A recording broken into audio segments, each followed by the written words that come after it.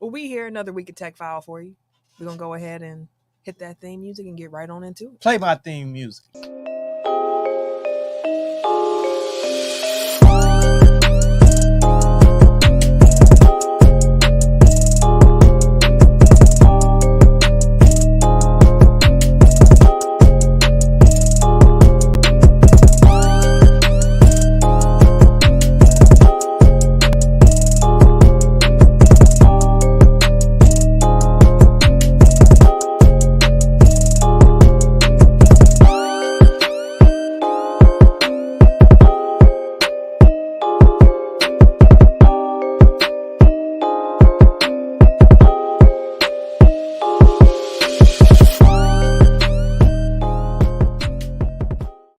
Welcome to episode 305 of Technical File, the sports podcast you never knew you needed. And it's your boy, TIMKINZ, the number 3, a.k.a. Ass Ketchum, a.k.a. Mr. Give It To Me. I'm trying to ease in this week. Hey, yo. I am the Eric J. Only known as. The Eric J. And I'm Camille, point guard of the crew, the real life Tifa Lockhart, the girl next door. You know, holding it down for all the women who love sports. And it's your boy K Harris, the gentleman. The gentleman. The everyday gentleman. 24/7. But better known as K Diddy. Take that. It flows better this week with her. Yeah, it does. Hey, Tim, no, shout out to Tim, though. Tim be holding it down, though. Yeah, I know. He be holding it down. I appreciate you, sir. Yeah. Look at that appreciation. I love seeing it between y'all brothers. Okay. Fuck We'll Tim. see how This long may be it the, it's gonna be short-lived. It's gonna be short-lived like motherfucker. And your point was proven. All right, y'all. We are here another Tuesday recording live. So for all those who are joining us on the YouTube, we appreciate you for doing so. As a reminder, make sure that you join us every Tuesday around 6:45-ish p.m. Central Time. If you're unsure about, what time we're going to be live, because we be unsure about what time we're going to be live on Tuesdays. It's in between this time frame, but make sure you subscribe to our YouTube page, hit that notification bell so you can get notified when we do go live. So you can be here with us as we record the show. Hear it live. Be part of the show. And I'm going to give the mic over to Ken for him to do my ad-libs here on why y'all need to be supporting the podcast and how y'all can support the podcast. Yeah. I just realized Ken is your anger translator. Like Ken Hell no, that's funny. Go ahead, Ken. Be my anger translator. Hey, man, what she didn't want to say is y'all motherfuckers need to subscribe. She ain't want to say We it. say this shit every week. All the time. Every week. Every week. Did they go up at all? We got like a couple more this past week. We got A some. couple ain't enough. We need more. Actually, we got 10. Oh, we got. Well, thank you for the 10. Oh, y'all brought a friend. Thank y'all. We appreciate it. If we just 'Cause keep I going tagged up, everybody in our. and we only got 10, but it's like 800 motherfuckers in there. We only got That's 10. okay. We inching up. Hey, man, We're getting there. they ain't good enough for me. I hear you. All right, but for real, man, like we 305, bro. Yeah. Live. We've been doing this for a minute. Wow. We take our good time and make sure that we put together good content, and you guys continue to come back every week. So just share, That's a fact. subscribe, share it with somebody, man. That's the easiest way that y'all can support us. Sure. And you're doing it. You're on YouTube right now. YouTube. Hit the button. And it's Click free. Yeah. It don't cost y'all nothing. It's a Nothing. free way. Free to show some 99. support. Not a dime. I was gonna say, there's 2 things you can do on that YouTube page. Dose. One, you can subscribe. Mhm. We appreciate that. Thank you. Click If it. you've already subscribed, there's a button next to it that says share. Hit that again. Hit that. Send it to the first person you see in your like when the thing come up. Yep, You know what that's I'm it. talking about. And if you're listening to it on Wednesday on your favorite podcasting platform, because I know a lot of you are audio listeners, we appreciate y'all for keeping them Appreciate numbers y'all. up as Keep well. it in the ears. Mm-hmm. You can still share the podcast. There's a little share button, whatever form or podcast service you use. A little share button. Go ahead and click that. Mhm. Yeah. Send that over to somebody else and get them, into the Tech File fam as well. Exactly, man. We don't grow without y'all, man. That's a Oh, fact. sure. Why is Triple T in the comments talking about titties? Hey, titties. Why? Why, fam? Yes. Why? Because we all love it. That's because he had day one. That's why. How many of us have those? And if you are in the YouTube live with us right now, we appreciate it. Make sure you like up that video. And also, if you're an audio listener, Mhm. you can also just head over to the YouTube page afterwards. Drop a comment, drop a like, something like that, if you enjoy this episode as well. Help me, please. There is no sport fact of the week outside of the fact that Tech File is dope and y'all should subscribe to it. Absolutely. Game that needs a name. Y'all want to go this week? I didn't do no homework. Well, that's not unusual. Hey! I've been giving suggestions like the last couple of weeks. What you talking about? Have we done running backs? I feel like we I think we have. Yeah, I think we have. Feels like the done one a bit. position group that we have done. No, we did either corners or defensive backs too. So We how end up. about tight Wow. ends? Oh, we good to that. Oh, that is gonna get people out the paint real quick. Wide receivers might be a little easier. A little Who wants bit. things to be easy? Ah. If you're not on YouTube, I raise my hand. Me. Wide receivers is cool. Yeah, do wide receivers it. cool. So if you're unfamiliar with the game that needs a name, it is a rapid fire game that we play weekly. We choose a topic. As you just heard, this week it will be wide receivers. All time. All time. All time. And we go around normally in tech order of some form. And, we get about 5 seconds each to answer. Say something that relates to the topic. So, example, Jerry Rice. Cannot repeat. So, last person standing wins the game. It's like spades. Not quite. You got to keep count. You got to pay attention, and you can't repeat it. The same card don't repeat. No. That's inherent That's a in cards. force. Hey, Yeah, that's a real yes. force. I'll give you that one, bro. Hey, I was say it's It's still the same. That's I all see the what ones the you same can give idea. him. I That's see what the you're trying one to put you give down. him. It's the same idea. No, I see what you're trying to fam, put down, That bro. is not similar Not at all. Because you ain't paying attention in spades, you gonna get. I see Hey, you what gonna cut your put down. partner. I see what you No. put You get down. eliminated. No. I can believe you. Hank. This is what you're doing. Yeah, I that's ain't a gonna- reach. Hey, That's hey, a listen, reach. my guy understand what I'm trying to put Hey, down. He I ain't picked it gonna up. leave. He's I ain't gonna lying leave for that. you. Y'all left it in the back. Go All ahead and right. get that. What up, Mark? I see Mark's in the comments here Mark, as well. what up? What's going on? See What you on say? time this week. Game that Yeah, I'm needs on a your name. They gonna snap on your ass. Exactly.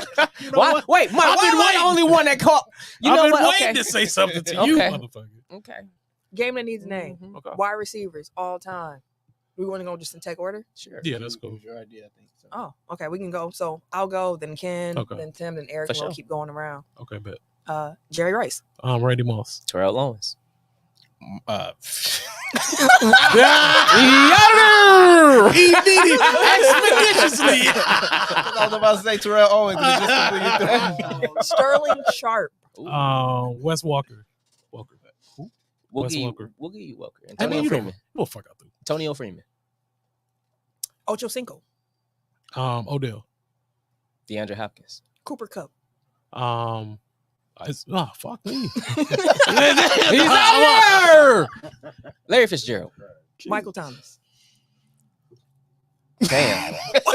Bro, because they all be right there. Then they just disappear. bro. Because it's too many out It's, there. it's a lot to choose from. Damn. Well then. I was like, do I want to go old first, get all them out the way? Do I want to go new? Somebody went new, so that's what made me think. I like, had Justin who the Jefferson in my niggas? head. I was He like, just left, huh? Man. Yeah. Then I motherfucker understand. took off. Like you do for real, like you do in real life. He just took off on you. I swear to God, like I Jay had Terrell Jettis. Owens and he said it. I'm like, and then every wide receiver had every Just completely left my head. It's always a good warm up the game that needs a name. Like I want the fans to do this one time. Like we gotta have a We live gotta show call and somebody. We gotta have the fans do it because like Mhm. it's harder than you think. Yeah, it And they be in there like when talking you shit. under the gun. You already know. They be like, man, Because then they every just be week. like naming people in the comments. It's like, yeah, I know he exists. Yeah. Man, But you got under time. pressure, it's Hey, hard. Mark said me. He wants in. Mark can get dusted. you want us to You call don't you want next this week, bro? smoke. Hold on, Mike. You want us Mark to don't call want you the next smoke. time? Let us I know. volunteer. Mark will be Mark will be like Eric this week. Well, first go. He gonna be stuttering and shit. Yeah, he No, thought it okay. was sweet. We'll figure it out. We Actually, gonna I'll be gone 2 weeks from now. So we'll figure it. We'll tap Mark, somebody in two for that. 2 weeks. Yeah, be 2 ready. weeks, Mark. Be ready for this smoke. We gonna tag you in for the game that needs a name. just All right. DM us your phone number. Yeah, we'll figure. Yeah, we can figure that out for sure. All right. Just know if you get put off first, you catching all the That's so jokes. much smoke for Mark. I don't care. I don't know. He just first nigga that came to my mind this week, so he go get it. Token white dude. That's what he said. He said the token white dude in the comments. What was from the last chance you with the basketball? Ah, Something about, yeah. like, you know, we're all in here African American brothers, and And Mark. And Mark. He sway. we're down for him because he's down for us. Oh, that's funny. With a dashiki on. All right. So the topic discussion this week, y'all, we got a few things in here. We got James Harden news, who was sounding a lot like Tim talking about Aaron Rodgers, going, "He's a liar." He's a liar. We're gonna talk some NFL preseason, some basketball Hall of Fame, some I don't know NBA how long schedule it news. took for me to know that was actually a song that he was quoting. What, he's a liar? The Boy's a Liar. That's not what you was doing. No, He was just- that was off the dome. Oh, see, it was like the same case though. What is like the boy? I don't- You never heard that? I don't know. By who? I don't know. Somewhere the Ice Spice was on the remix. That's all I know. Oh, for real? Nah, I got no. Oh yeah, I know. No. I seen somebody. Don't he like say Ice it like Spice that today. though? I thought you got it from there. Okay. When I said that before, Ice Spice got on the remix of some whatever song you talking about. I mean, you said It that was about about- Aaron Rodgers last season. All last so- season. That song came out this year. Fuck that. How you know if you It's don't know mine. the song? It's Hey, mine. If Ice Spice on, it's new. They listening. They listening. That's an old nigga statement, but I agree with it. But I'm old. I agree with that Have statement. Ice Spice on I it, did too. see Triple T in the comments talking about the game and needs a name. He said he went out second round when he was here. So for Boy. sure, for Pink sure. Pantheress is the name. Man, they got some names. Pink Pantheress. I- Come on, fam. Like, The way she borrowing old names and old songs. come on, fam. Pink Pantheress featuring Ice Spice. Like that's Pink not a Pantheress. sentence I would have said. And they came out in 2023. So you're right, Tim. See? I had it first. They listening, bro. They listening, fam. Stephen That's A. what it stealing. is. Hey, Pink Panther stealing all kind of shit. Pink Pantheress. That's All right. That shit's still cold, bro. I still love that thing. Let's get into the topics of the week. Now that we've proven that we kind of old. Very. Very. As mentioned, we're going to start off here with James Harden. So 2 days after it was reported that the 76ers ended trade talks involving James Harden, 10-time All-Star guard just let Daryl Morey have it. During an Adidas media event in China, Harden said that, well, Daryl Morey is a liar, and I will never be part of an organization that he's a part of. I repeat. Let me say that again. Daryl Morey is a liar, and I will never be part of an organization that he's a part of. End quote. I'm about to Standing say. in a circle. Oh, what? Yeah, he emphasized it.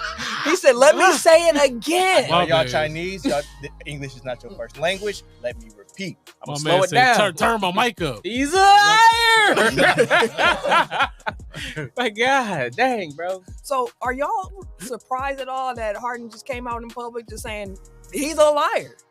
What did I say? We talked about this on Sunday. Can't would have before heard it if he even was there. You know? Here we go with the movie. Here we go with the movie. But no, I said that I'm like, this seems like he was told one thing, they didn't come through with it, and now he pissed and wants to leave. Mhm. But he also wants to get his money. Mhm. So here we are. So no, I don't. What's the name? Morey earlier this summer said he's comfortable being uncomfortable, and Mhm. James Harden's about to test that because there's nobody that's better at quitting the team And James than Harden. James Harden. So they about to be some uncomfortable motherfuckers in there, and I think Philly is going to blink first because they got to appease Joel Embiid. Like you can't ask him to do this 2 times in 3 years. That's nuts. So here's the thing that has my interest piqued with this whole situation. When James Harden is calling him a liar, I want to know what James Harden's accusing him of lying about. Is he accusing him of lying about the fact that, hey, you promised me that you would trade me this summer? Mhm. Is he calling him a liar because last season when he took that big pay cut, was there an under the table handshake Mhm. where he was like, hey, Mhm. if you do this for us, next year we're going to max you out. I think that's it. And then here comes next year and he ain't maxed out and he's like, lie Boy is a one. liar. And then on top of that, he says he's going to trade me. Now you're saying you end in trade talks. Like, that's a double lie. Like, now I opted into a situation. But again, like you said, Eric, he wanted his money. He wasn't Mhm. going to get that money nowhere Mhm. else on the market had he not opted in. Yeah. I don't know what he's saying he's lying about. Because if it's about a wink contract, Mhm. that's some leverage that James Harden actually has. Because otherwise, he doesn't really have too much leverage. Like, that's I will blow this organization up on my way out and tell everybody that y'all was doing deals under the table and y'all ain't giving me my cut. And again, like this is what I said to him off mic is that he's been laying the groundwork for this since Christmas. Like, that was the first time that Woj said, hey, James Harden might go back to Houston. So like this has been in the works for a while. And I think to that point, that's because they had an agreement last summer, Mhm. which it wouldn't make any logical sense for him to not take that money last year if he wasn't going to be made whole Coming at up some soon. point in the future. Mhm. And like him saying he's a liar is He's a enough to get the to get the NBA's attention where it's like, hey, I'm willing to talk if and I want Philly to know I'm willing to talk if I don't get my way. Like like he hasn't admitted anything aside from he's a liar and it's Tell it. very Yeah. vague. And he'll never work for him again. Well, I mean, he has mentioned before he felt like Daryl Morey killed his free agency value at some point. Mhm. There was mention that he felt like he didn't get the contract that he was looking for in free agency or be able to get that because of the fact that the Sixers didn't do right by him. Mhm. So it could be, we all know it's about the money.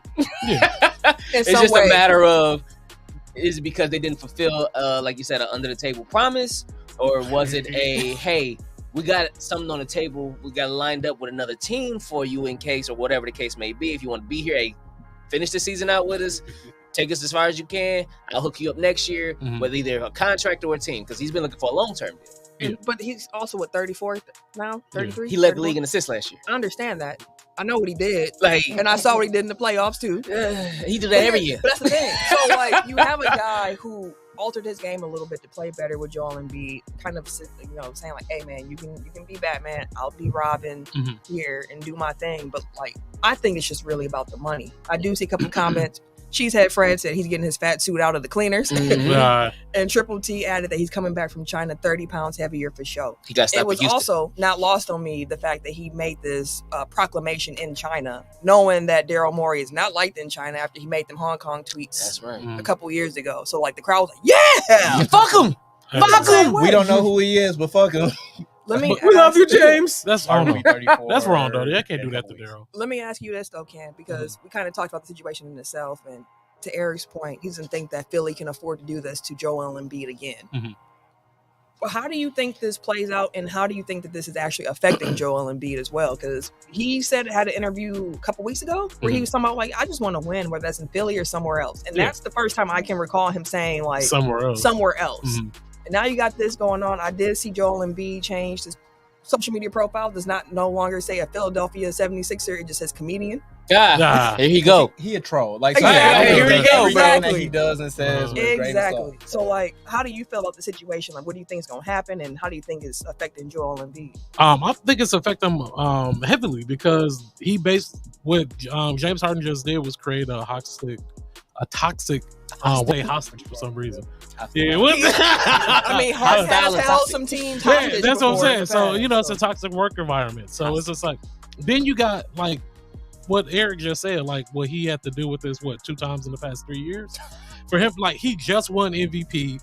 Like he's been playing like out his mind. He's doing everything that he is supposed to do. But the only reason why he isn't able to grow or get to the level that he wants to get to or win a fucking championship is because of all this extra shit that's going on. Every year. Yeah, that's what I'm saying. And what have we noticed about recent MVPs? Like, once you win that first MVP, like then you are on the clock. Like you're under the gun at that point.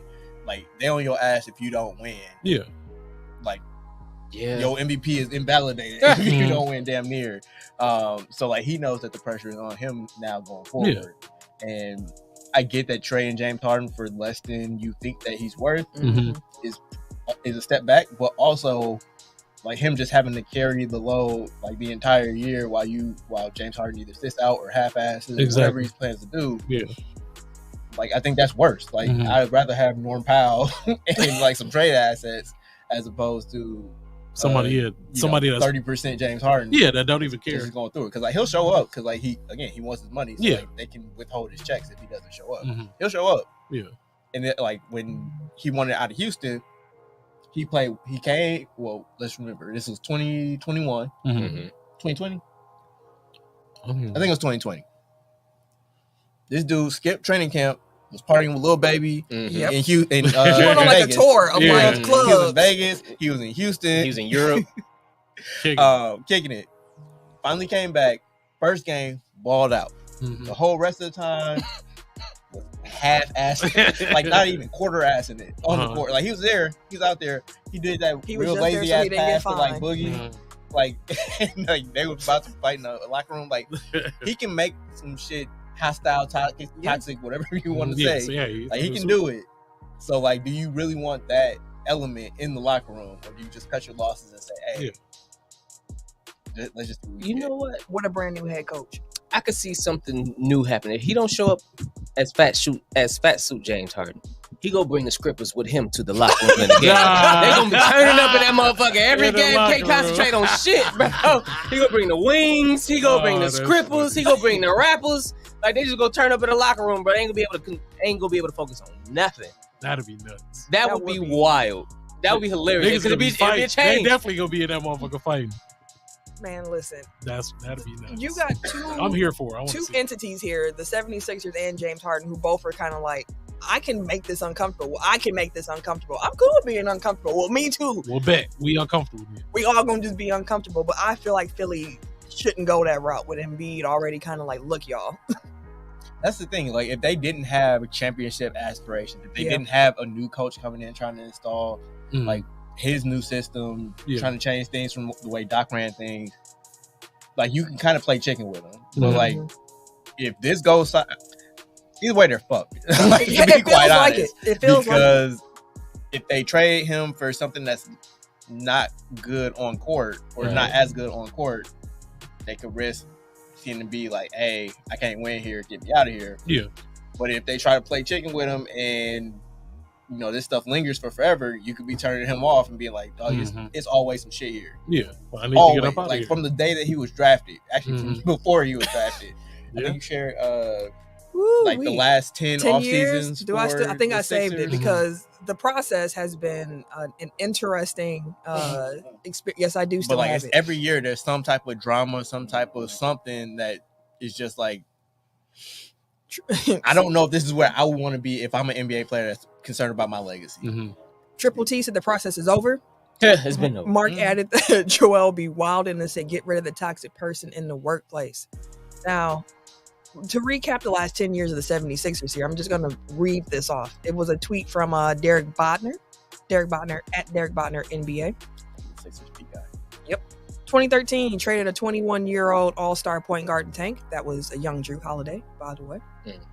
2014, drafted 2 players who wouldn't play. Embiid and Sarge. Sarge didn't even come over till like 2016 or something like that. He was overseas for a couple of years.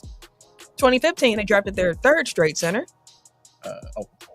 So they had Jaleel was supposed to be all right. Nerlens, Embiid, Embiid, Okafor. All 2 of the 3 was supposed to be Embiid level. That's wild. 2016, they hired their advisor's son to run the team. 2017, the number 1 pick lost the ability to shoot a basketball. I Markel still don't Fultz. quite understand what happened. He had the with yips Fultz. like a motherfucker for years. Yeah, all right, down in Orlando now. The yips. That's what they called it. The Yeah, yips. shooting yips. That's crazy. Like you're a baseball player. He just came in. All of a sudden, The yips. All right.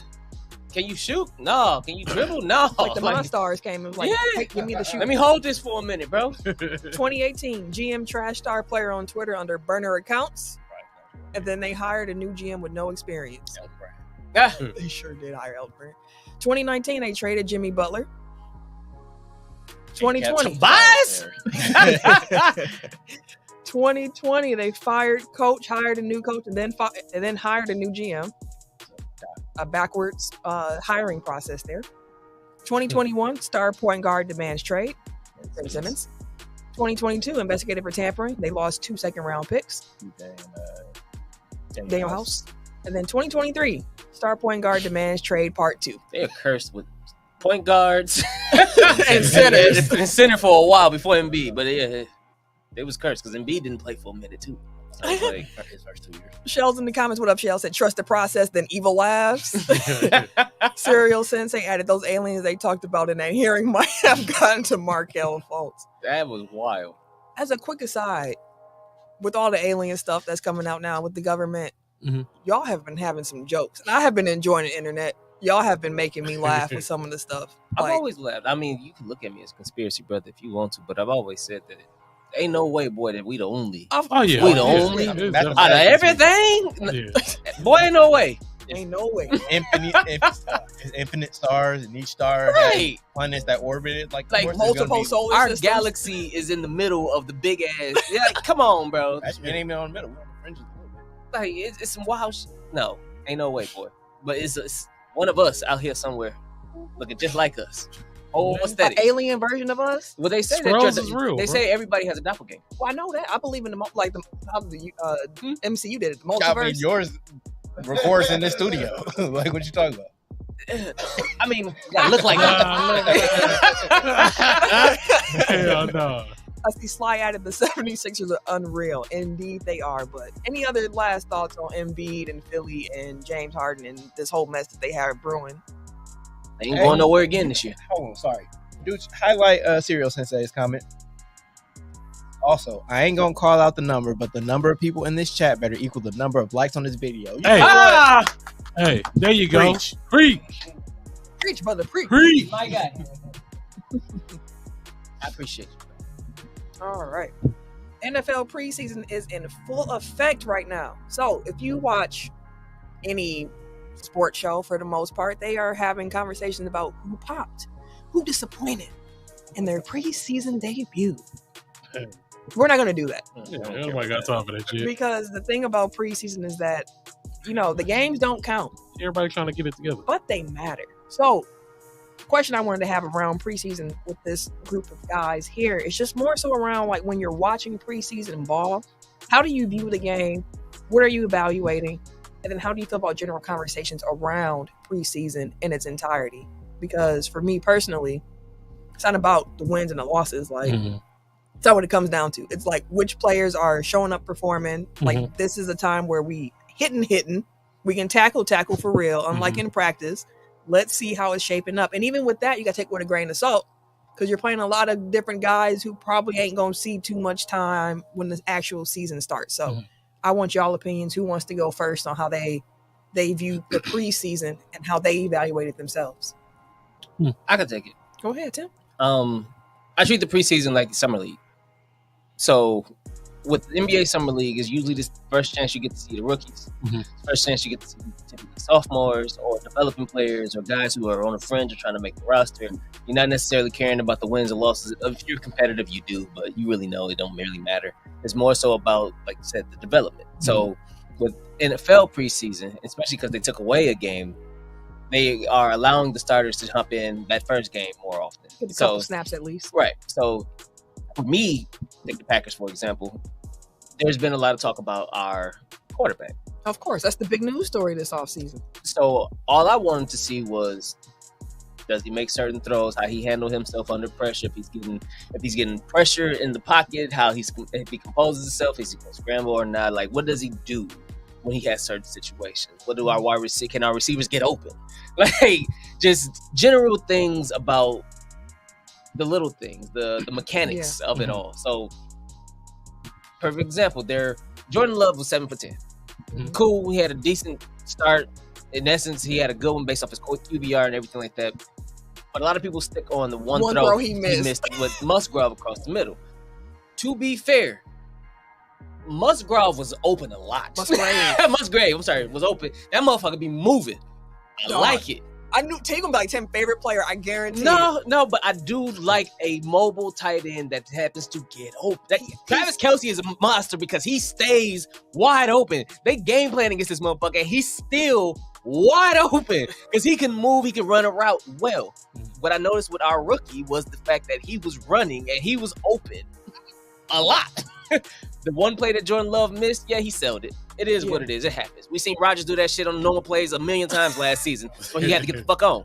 But with the play, he had two throws that I thought was absolutely beautiful. One to Christian Watson on the sideline. The safety made a hell of a play. He recovered quick. He's a 4-3 guy too, so it's like he had no choice, but he barely got the whole handle. He got like the tip of the fingers on it. Disrupted that. Otherwise, it was going to be a dot. And the throw to Romeo Doubs for the touchdown. It was a beautiful loft. And granted, some people, what was 50? No, it wasn't 50-50. It was a little risky, but it wasn't 50-50 because if it was either Doubs was going to catch it or he wasn't. Because where he put it, the corner was chasing. The guy had his back turned. So even if he turned around and put a hand up, he still would have had to try to fingertip it. He literally put it to where only Doubs can get it. It was either Doubs was going to catch it or not. He just had to use a little muscle to kind of hold on to it. But it was an absolute beautiful throw. Yeah. And those are the things that I look at. Like, it's more so, okay, how's the touch on the passes? The one he sailed, okay, cool. Next time he turned around, he's like, okay, I can't beam it in there. I see him, he got the back shoulder, he wide open. Let me dump this over his shoulder into the corner. So you see him picking up things, you see him learning things, you see he's using different technique for different things. So I'm looking at that. I don't give a shit if we won or not, even though we smoked their ass.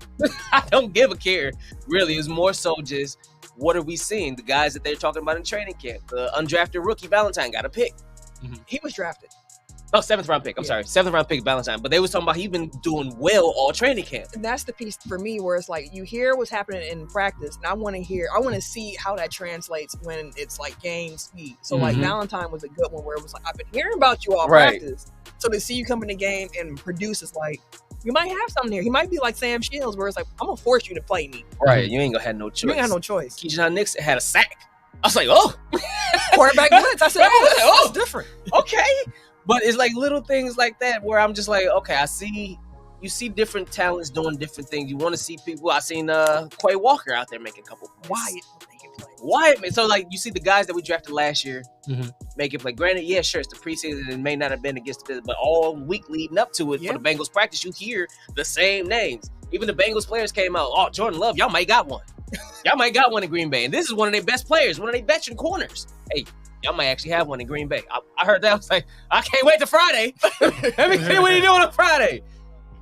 And he didn't have a bad game. No, he didn't. So I'm curious to see the continuous development. Yes, we have a young squad and things like that. So I just want to see what they do as they're showing up for each game, because each game experience is going to give them more confidence. It's either going to take it away or go give it to them. That's a fact. So that's how I view the preseason. I don't really care about the wins and losses. I think the only people that really do is the Ravens, because they've been undefeated for like the last 4 years. Yeah, they like 24 longer than that, and also gamblers. There. If you gamble on preseason, you are sick. Speaking of which, no, there's a dude who had he put $250, and he ran dollars or $250, won $93,000. Damn. Because he bet on the money line for all the MLB games, guessed them all right. His very last pick was the Ravens preseason game. If they won that game, and they won because they missed the extra point. The other team missed the extra points. They won 20-19.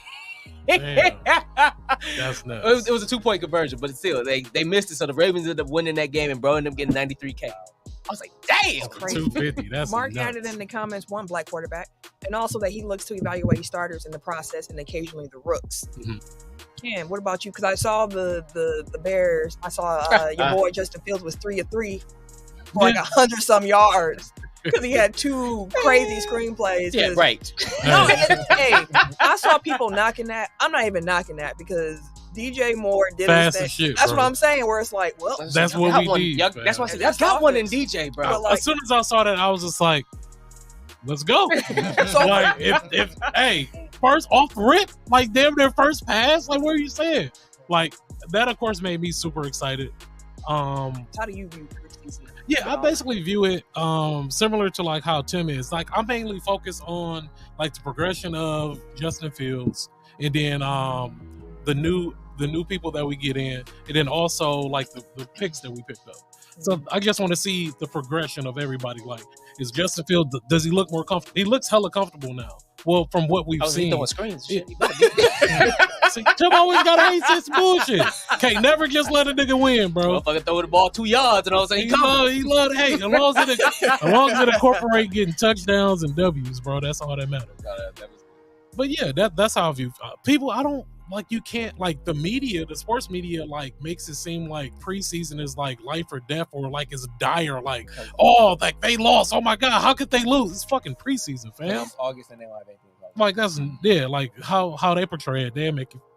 Yeah, it don't make sense, fam. It's a game. It's been one game. Exactly. So again, for even the young Packers players who I was like, ooh, like I'm excited to see how you continue to play. It's one game. Like, let's see what they do on Saturday against the Patriots. Let's hear what we hear coming out of training camp over the next couple of days, because they got the joint practices with they starting tomorrow. The Patriots. So it's like let's build. And if you remember, freaky Ezekiel, the first hopping on the plane and coming right to Green Bay. The first preseason that Aaron Rodgers had when he was starting, the Packers started 0-2. He didn't look great. They won the 3rd game. He didn't play in the 4th one. And then again that season they went 6-10. But we were able to see there's something with this quarterback here. Like we should be all right going forward. And that's the same mindset and mentality I'm using with this team this year, where it's like we talked about it a couple weeks ago when we talked about the NFC North. I think the division's going to be real close. Record-wise, like, I think it's going to go into the last couple weeks of who's winning. Like that one year where the NFC East was trash, and it was just kind of like NFC least. Yeah, it's going to be kind of like that, I think, for the NFC North. So like, I'm just trying to watch the development, like Tim was saying,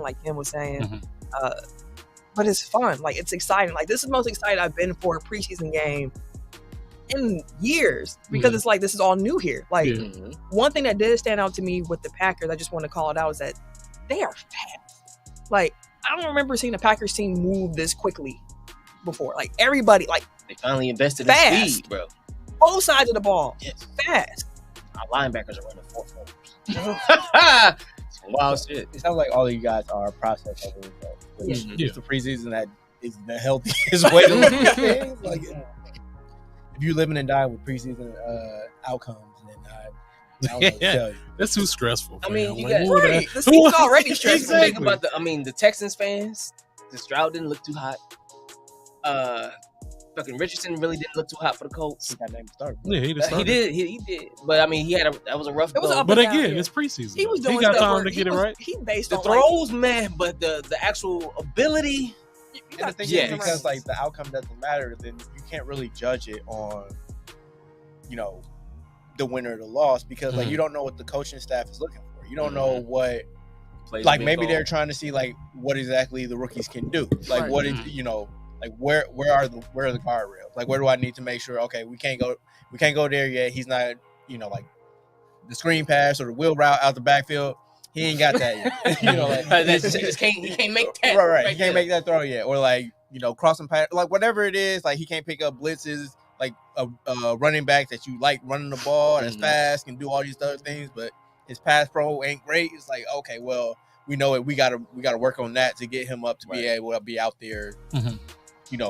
When we go live, we'll go live. So it's like, you don't know what they're asking them to do. You don't know if they're trying to like stretch their limits out in preseason when like you should. This is your time to make. This is your time to make mistakes. Yeah. So go out there and make them. Put them on film. And then we know exactly what we need to do to get you up to speed when shit starts counting. Like, I saw Mark had a comment say, if you make a mistake, make it at 100%, which is like you saying, like you got to go out there and move quick. I mean, shit. Who was Bryce Young? He was getting smoked by the Jets defense.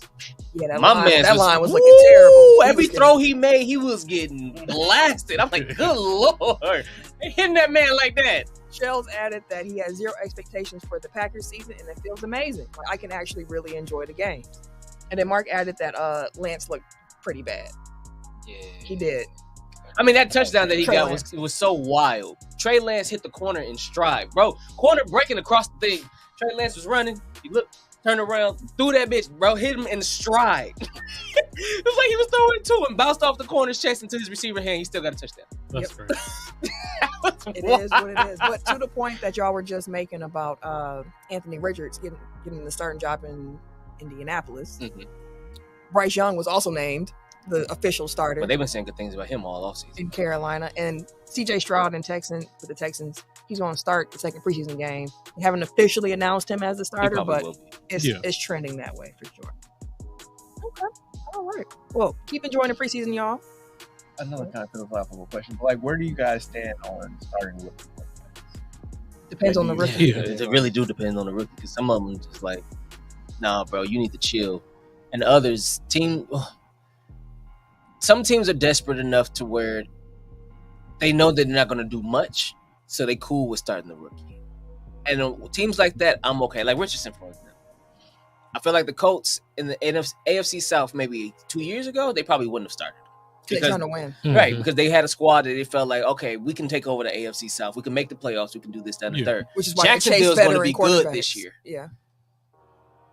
Then you got Tennessee, you got Houston, then you got the Colts. So it's like, we can win enough games for us to either make the playoffs, but if we don't, I won't be upset because we know Jacksonville's probably going to take the division.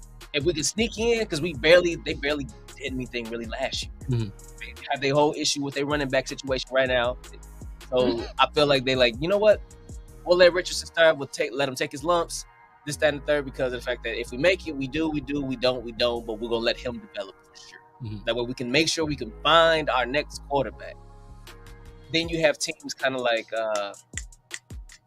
if you say when we drafted Jordan Love, that Packer squad was still a perennial playoff team.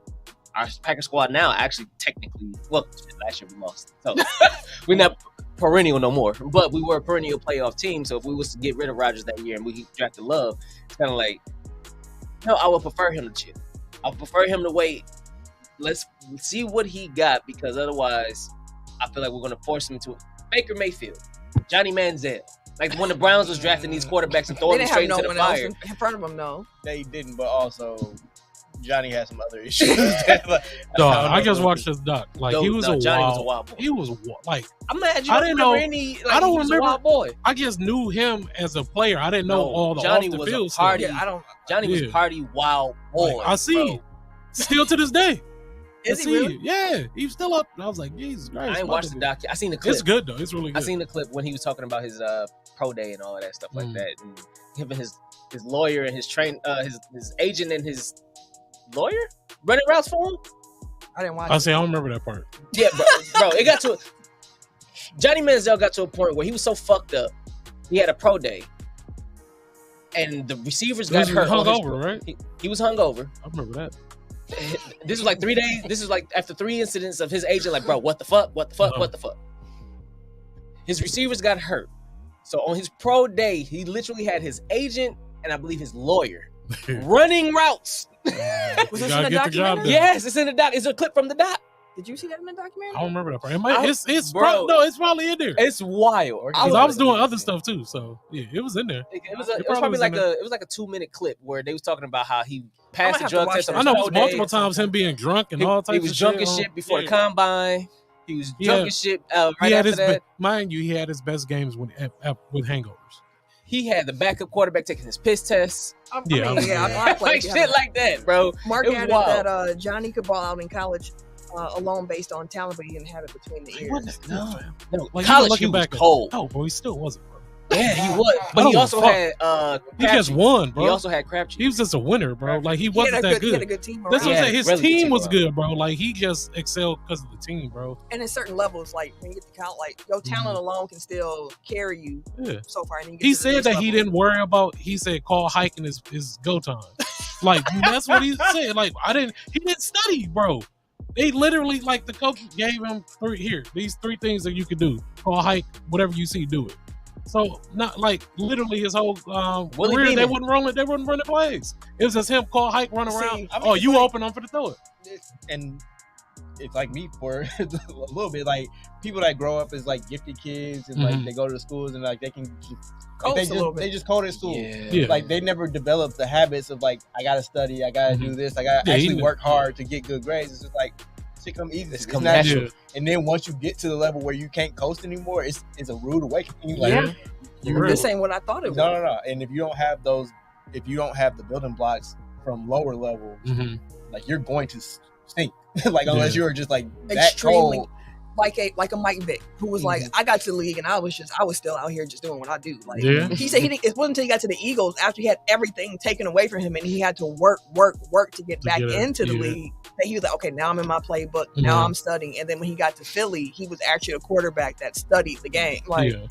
And it's wild. Like I think I said it on 2K the other day when we was playing. I was like, I understand now what they say. Well, like if I knew what I knew then, what I know now with my younger body, boy, I'd have been something else. and that's the thing about youth. Youth has Yeah. a lot of optimism. Like you don't know what you don't know until Mhm. you realize you don't know it. Youth is Yeah. wasted on the youth. Dog. Yeah. Youth is wasted on the young Absolutely. is the phrase. I believe it is. Like it is because now we older and we've been through. Yeah. They're like, God damn it. Exactly. It'd have been Like, right God. there. I just have been right there. I gotta go back. Exactly. That's why one of my favorite had a quotes time from machine. the Harry Potter series, Dumbledore said it, and he said, "We cannot." I'm not exact quote, Paraphrase. but he's like, "We cannot fault the young for not knowing what it feels like to be old, but the older are at fault if they forget what it's like to be young." Yeah. So it's like when you're talking to young people, keep in mind how you were at that Mhm. age or what you were going through at the age, because Young like and dumb. when you're older, you like, why don't you get it? Because you already been through it, but for them, it's the first time they going through stuff. So it's having some grace with the Them little young. motherfuckers don't listen. You can tell me shit. The wisdom is earned for sure. Yeah, every, it is. absolutely. every lesson. It's a part of it. Honestly, I do that with my kids too. Like every now and then, they do something that reminds me of. I'm like, okay, how would I have wanted to address me in Mhm. this situation, as Yeah. opposed to I'm not going to address them like this. I'm okay. Yeah. I understand what I did at that time, and I'm seeing me and you right now. How would I address me in this situation at that age? How would I want it to be addressed? Mhm. How would I have gotten it, or at least some Is that helpful? semblance? Does that work a lot? Yes, A lot. You gentle parent? You're Hell no. Wait, I do gentle parenting. Let me rephrase that. To an extent, yes. I do. I've stopped fighting. I've stopped beating them up. I ain't laid hands in a We minute. should change the subject before you put yourself in the trouble. All right, Adrian Peterson, bro. But what I do is give them a lot of things to think about often.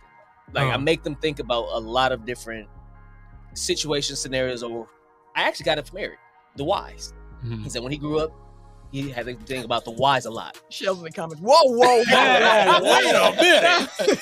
But no, like, yeah, no, I don't. But it's not necessarily okay. Just go chill. Like, no, hell no. Come here, stand here. What are you talking about? See, that's the misconception with gentle parenting, though. It's not like just like I'm gonna give you whatever you want. Right. It's Yeah, more no, so I'm it's gonna take the like, time hey. to explain to you Correct. why. That's this what. is That's how I am. happening. Yeah, I But- explain because you can't tell a kid not to do something. And they don't like. You have to make them understand. Like then they're like, "Oh, dang, okay, now I understand why I can't do that." Like, yeah, gentle parenting, bro. That's where it's at.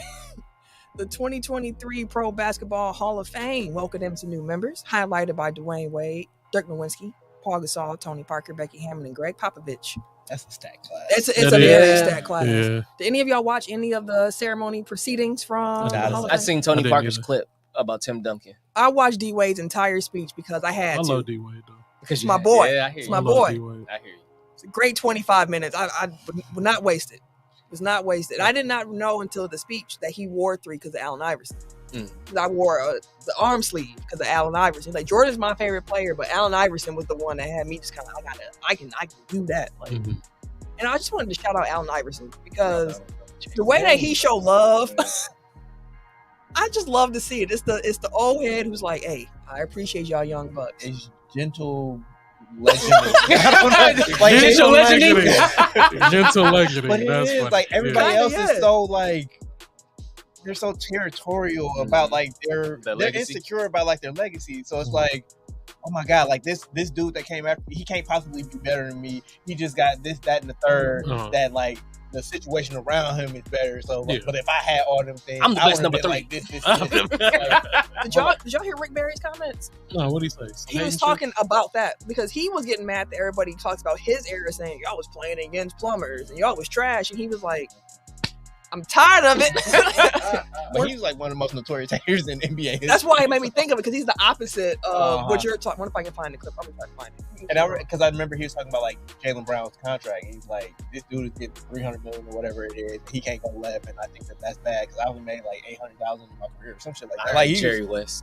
Your fault, man. What 2K stuff What is the it? Why is he doing this? Wiggle, Exactly. I want it. I don't even want to know. But yeah, like Allen Iverson is the complete opposite of that. Like he, every time I've seen him, like he's showing love, like he's dapping people up, Yeah. like, You the real OG. and he like accepts like the love that he gets from the young dudes, and it's like it's a reciprocal relationship. That's It's how like, it's supposed to that's why people don't really fuck with Chuck. Well, that's why a lot of players don't really fuck with Chuck because like they see him as being like his television character, Yeah. which that's fine for his pocketbook. It's like he's the best paid TV analyst that there is in the NBA, at least.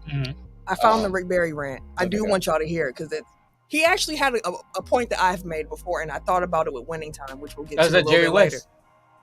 No, not the Jerry West stuff. But here we go. This generation get very, very disrespectful when it comes to, you know, that era. And they always say, like, oh, well, Wilt Chamberlain, even if he did put up 100, it was against plumbers. What do you have to say about that? Please, the plumbers. Are you kidding me? They had so many great centers back in those. They hardly have centers. The guys that are centers now, they're not centers. I mean, they play on the wing. They're all wanting to shoot 3-point shots. I mean, they don't block shots. They don't protect the rim. It's a different game. People don't understand. I've had many people say, well, Rick, you know, you guys won't be able to play with these guys. I said, okay, what drugs are you on? Okay, because you got a problem. Because if you really understood the game and you really knew what the difference was between when we played and the guys playing here, we had nothing to help us. I didn't have an agility coach. I didn't have a dietitian. I didn't travel on charter planes so that we can get good night's sleep and get to the next city and have a nice day. We drove ourselves around in rental cars. I mean, we had $8 a day per diem. These guys get chartered food on the planes. We didn't have whirlpools, and we didn't have saunas, and we didn't have masseuses, and we didn't have any of that. If I played today, I would be faster. And I was pretty fast, okay, and quick. I'd be faster, stronger, quicker, more endurance, jump higher. I would be so much better a basketball player because I had none of those things available to me. It's absolutely crazy how much better the guys that I played with, the Oscar Robertsons and Jerry West, all of us, as good as we were, would be even greater playing today. Now, he was capping about centers don't do nothing, but his points about the care around the players is one I thought about. Cause we're going to talk about winning time a little bit later, but when they were showing how Magic was rehabbing his leg, I was like, Man. what are y'all doing? This is an athlete worth millions of dollars, and y'all got him at home by himself, just kicking it. But that, Like, I agree with that. Like, and for sure. Like, that's why I never try to get into generational comparisons on court because it's like it's two different games. Right. Like, and what came before leads to what we have now. exactly. So, but also like it's kind of like your frame of mind, right? And it's like that comes from one, he was being defensive because like he felt like he was getting being attacked. Yeah. I understand that, but like sometimes it's unprompted, and it's like maybe instead of looking at it like these people are lucky that we did all these things for them and they need to be kissing our asses for it, it's like take some pride in being like, yo, we built this thing. Mm-hmm. And like maybe the players of today need to put some more money away To help the to older take care of the players. older players. Like I 100% agree with that. Mm-hmm. But it's like just like I don't know, like don't be envious of like what comes, like what happened because of like the way that you push society forward. Mhm. So, like I always hate a back in my day ass nigga. Like that's my least favorite. Back in And I my hate it, day. and I hate that I see like people our age doing it now. It's like Oh, and they, Yo, we were our age just- be doing, I'd be like, y'all need to chill out. Y'all sounding like stuff that we used to hate. and that's the thing about like forgetting to be young. It's like Mhm. you know how much you hated that shit when you were a Yeah. teenager or 20-year-old. Like, oh, here you go, this old nigga again Exactly, talking about man. some Shut back in your my old day. ass up. God It damn. wasn't that bad. Like, I don't know. I hate it so much, and I hate to see us going out like that. Yeah, listen to y'all. We're giving y'all some gems here outside of sports on this week's episode. It's like, y'all better pay attention. Let Pink Panthers and Ice Spice be Pink Panthers and Ice Spice. Exactly. Hey, I let them do it in peace. I'm just not gonna be part Right, of it. and that's the And thing. that's Not the thing, everything like, is hey, for you, and that's and cool. that's fine. I'm not part of y'all targeted audience. I'm cool with not being part of it. That's for my nieces, and that's cool. Let them have that. Because when I was younger, I had Trina. That wasn't for my mom. That was for me. We had some filthy shit. We had what was it? Pretty Ricky. Dog, they was on my shuffle heavy today, but Man. like it just kept over, and I was like, why We is had my all the shuffle on freaky Pretty boy. Ricky? That's why we all got kids and everybody been hunching. Let me ask y'all this to bring it back to the Hall of Fame. So I saw this article on ESPN that was talking about some guys whose names might be, coming up Mhm. for consideration to be enshrined into the Pro Basketball Hall of Fame. And as a reminder again, it is the Pro Basketball Hall of Fame, not the NBA Mhm. Hall of Fame. So it's an entirety of a basketball career. Your international play, college play if you went there, league, so on and so forth. I was trying to tap Mike Wang and then Rhea Ripley and Dom, and she ran up on him and Oh, yeah, man yeah. on the thing. Yeah. I thought I sent that to, no, maybe I sent that to some, I think I sent it to Sam. Okay, so I was glad it wasn't nothing inappropriate. Though. No, it wasn't. It was wrestling. Here's here a round of applause. Like, what's all that clapping? here goes some names. And y'all just let me know, do y'all think any of these following guys have like a legit case for enshrinement into the Pro Basketball Hall of Fame? Okay. 2024 is some names here. Vince Carter, Yes. Amari Stoudemire. Yeah, I'll give Stoudemire That one's on the Yeah, on I don't the know yet. fence I would for have to me. look because Phoenix Yeah. Stoudemire, and then he went over to New York and he was still doing his I have thing to look at the before he got numbers. hurt. A year. Yeah, I have to look at the numbers. I did love him in Phoenix. Phoenix, he was a monster, like But then them knees. phenomenal. And he didn't really have like the USA basketball stuff. Like that's some stuff that kind of passed the rest. He didn't have college because he didn't go. So Mhm. 6-time All-Star, 5-time All-NBA. No first know. team. it's No, a no I for mean, me, dog. like, Yeah. no all defensives, no nothing outside of just 6 and 5. I just told you what I saw on the Pro Basketball page. That's all they got. We're gonna say no. We're gonna have to have nah, bro. It's I all right. respect you for sure, It's but all right. He averaged about 19 points over his career. Man. I know he was That's hooping. like the bag year. That's including the off year. He was his up years. He was up, bro. Like Amari was cold. Man, then them knees. Yeah, but it's not the Hall of Cold. It's the Hall of Fame. The Hall of Cold. The Hall All of them niggas Cold. is cold though. Hey, Hey, if that it was a Hall of Cold, it'd be plenty of motherfuckers in that That's a motherfucker. fact. That's a fact. It'd be some names and names like, man, he was cold. Exactly. Like, Fab was cold. He was cold. He just don't get overlooked because he Yeah. wasn't, you know, he wasn't all that. Like McGrady. Is Mac in the park? I thought man, Is he? he might be already. I don't know. I don't remember. I could have. I used Hey, to, I could have forgot. I used to hate the T-Mac and Kobe. Yeah, Hall of Fame. Yeah. Oh. What did he get put in? Oh, but he ended up. Okay. No, he in there though. I feel like a baseline general is like if you scored about 20,000 points in the NBA or somewhere around there, Mhm. you generally You get in. get in there. I'm not sure if T-Mac had 20K in his career. I don't see the career points on back. They give him the annual 18,000. around Yeah, there. it's close. Around there. Yeah. It was close. Okay. Jamal Crawford. No. Not a chance. I mean, how many Another six? chance. He got a couple 6 man of the years though. You know, he got One of the greatest 6 men of the year. yeah, But is like, that Hall of That's Fame? not Hall though? of Fame. like worthy. historically one of the greatest 6 men. But that's not Hall of Fame. Maybe I don't know if he's that's greatest Hall of 6 Fame. man of the year. Maybe. If you're the I greatest, don't think that being a sixth, like Manu was a different case because like he was clearly like the third best. I mean, bro, he started most of his games. He was a 6 man, but he was putting up 30 minutes a game. Manu was a starter that came off the bench. Like Yeah. Jamal Crawford was a bench player, Yeah, you right. and I think that that's different. Jamal Crawford never won no titles. Jamal Crawford was never in the Olympics. Did he get the All Stars? No, Yeah, he ain't done nothing Damn. really. He was That's what I'm cold. saying, like, The he cold. was- Hall of Fame. He was in a Hall of he Fame was a cold, great bro. role player. Yeah, he was cold. He was not a Hall of Hall of Fame Cold. player. Okay. Let me throw some other names at y'all real quick then. How about somebody 2025? Mark Gasol. Mark had a run. He got a He also has ring, some too. international. Mm-hmm. Yeah. Yeah, the Spain team got a gold. I thought Spain won that year. The only people that have won a Olympic gold aside from the U.S. is that Argentinian team. They won gold every other time. It's just the World Cups. I think Spain won a World Cup. Hall of Cold is wild, said Shells in the comments. I mean, Yeah, he in the Hall of Cold, that'd bro. be a good game too. The See, Hall of Gold, the Hall of Fame.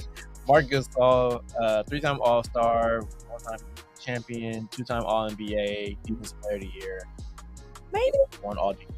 I'm Yeah, gonna give him I think the maybe. And then you add in his national team stuff. Yeah, he's Hall of Fame. It'll be a couple. It'll go be a minute. I feel like I know what y'all gonna say for this, but I'm gonna just say the name because it was in the article. 2025 honorable mention. JJ Redick. No, Hey, JJ Redick cold. College career. no. He was College cold. JJ But Redick it's would have all- been Hall of Fame. But it's all of the career. JJ was cold. I think he would get in. Did he get a more title at so Duke? on He's a college basketball Hall of Famer. I don't think he's a pro he's basketball. a pro basketball. Okay. Did he get a chip at Duke? Maybe he won. I don't actually remember. I don't think he did. I I don't don't think he I did. think they did. Actually, right, because it would have been like the Jay Williams team, and then I don't think they won it against that. No. Yeah, I don't think he did. He didn't. He was cold. Okay, some names in 2026 that come up. Carmelo Anthony. Yeah, Absolutely. easy money. That's Yeah. easy. That's easy. Absolutely. But Marcus Aldridge. That's one of them guys where it's like he built a hell of a resume, and you wouldn't think like He has an Olympic gold, didn't he? 7 All-Star appearances, 5 All-NBA picks, scored over 20,000 career points. He meets the threshold for that. I think he might have a case to get in there. I'll give him Marcus. I'm gonna throw another one at y'all that even the author was like, I don't know about this one, but I'm gonna throw it out because he would technically be eligible. so. Before you ahead. do that, Basketball Reference has this thing called Hall of Fame probability. Mhm. Marcus Aldridge is 50.9, so it's like damn near it's right, a like toss, he right it's a toss there. up for real. I'll put him in there. So this person actually has a higher Basketball Reference probability metric, but I don't know about this player. John Rondo. Yes. You For say me. yes. Because he led the league in assists several times. I see it. He has a Multiple chip. championship. Yeah. Or You 2 got- or 3. Yeah, that's it too. You got 2. All NBA. They like you better count that Lakers. You got 2. He has one so hard for But no, he has some All Star. He the reason. He has some All NBA. I'll say yes. Yeah. Rondo will make it. I'll say yes. Just by the assist numbers alone. He had over 10,000 assists. Yeah. Like if he didn't do nothing else, he was passing it. It's not a Carmelo yes, but I would say yes. No, I think Rondo gets there. Rondo was on one of the Olympic teams, wasn't he? I guess I'm looking at precedent. Cause like he's one of them guys where it's like, oh, this dude in, you got to put Rondo in. And it's like, I don't think he was ever a level of Tony Parker. No, I wouldn't say that. Like what level of point, like where was he at like within his contemporaries? Like Chris Paul, yes, for sure. Darren Williams, probably not. Yeah. Or definitely not. I'm sorry. Rajon did not hit the 10,000 career assist window. He was just short of it. I don't think he gets that personally. 7,584. Yeah. Career assists. Okay. The article added that he finished his career behind 3 players who haven't gotten serious Hall of Fame consideration. Mark Jackson, Andre Miller, and Rod Strickland. Dog. Rod Strickland. Talk about cold, fam. I randomly came across some highlights of him. I was like, dog, why? That's why everybody said Kyrie got his layup package. Yeah, he was cold, fam. I had to talk to some. We talk about old niggas. I had to hit him up. Like, man, Rod Strickland, that nigga. Same thing. He was like, yeah, that motherfucker was cold. Shells added that Rondo might go in the Hall of Cold. Yeah. I think Hall of Cold is for sure for Rondo. Okay. That's a funny Hall of Cold. So there are also some holdover guys, and I just want to say, like, most they probably should be in here by this point. You got Marcus Johnson. He's been a finalist the last 3 of the 5 years. He got to get there eventually. Michael Cooper. So that's like a defense. That's a real he's been a finalist. You got a ring. Never made an All-Star. Never got a ring. You got 5 of them things. Exactly. Definitely got the rings. All defensive player of the year. I'm biased. I'm scared.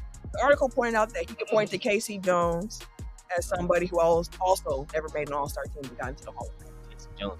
That's the thing. But like, he got the coaching stuff too, though. If you don't have the All-Stars, like you got to have Everything else. Yeah. And like I get it as a defensive-minded player, like you're not gonna have the scoring that really gets you serious consideration there. But it has to be on winning team. You had to be all defense every year, basically. If you have a defensive player of the year, that helps. You got to be like considered like an integral part of those championship teams. It's like, oh, they wouldn't have won the title without like that's no, I get it. Shells in the comments said Robert Horry got in, right? Nope. Not a fucking chance. Yeah. He got the rings. He got the rings though. Y'all know how I feel about Robert. Big shot, Rob. The article also said the author said that he thinks the Hall should also consider Sean Marion, Horace Grant, and Jimmy Jones. Sean Marion is going to be one of the. We had this conversation where I was like, who's going to be like the forgotten guys? Yeah. Was Sean Marion what I said? I think it was. I'm like, because that's how I feel. I'm like, Sean Marion was. He getting his number retired next year. Amari, yeah. Okay. I mean, he was like one of those needed players. If you get your number retired by the team, shouldn't that? No. That just still Hall of Cold. Huh? Nick Collison has his number retired by the Thunder. Like that just means what you did for the. Like he does. Udonis Haslem is gonna have his number retired by the Heat. I don't know why that feels so random. Like, wait, that is random. What he did? But it's like it's more so like what you did for the franchise. Like he was with them. I had like, to think, like, what did he do? Like, what did he do? What did he do? To give a bunch of example, John McLaughlin has his number retired. He wasn't that dude. It was just but like an original Buck. John Buck. Mr. Buck. Yeah. Like sometimes you like it, and that only happens like in rare instances where it's literally like, no, this dude means more to us as a team. John McLaughlin complimented my hoodie once. I had the old Bucks hoodie on. Did he do the laugh after he did that? He's like, I like that hoodie. He did do the laugh. I like that hoodie there. And don't disrespect Mr. Thunder. Says Shells in the comments. So y'all better get off Nick Collison. Mr. Thunder, relax. Retired Reggie. Relax. This nigga ain't Thor, bro. Chill out. That's White Hazard. Speaking of NBA stuff, so the NBA schedule news is starting to trickle out. I just want to get y'all, excitement meters for some of the games that we heard of. I did see they announced the in-season tournament games as well, but we're talking about some basketball.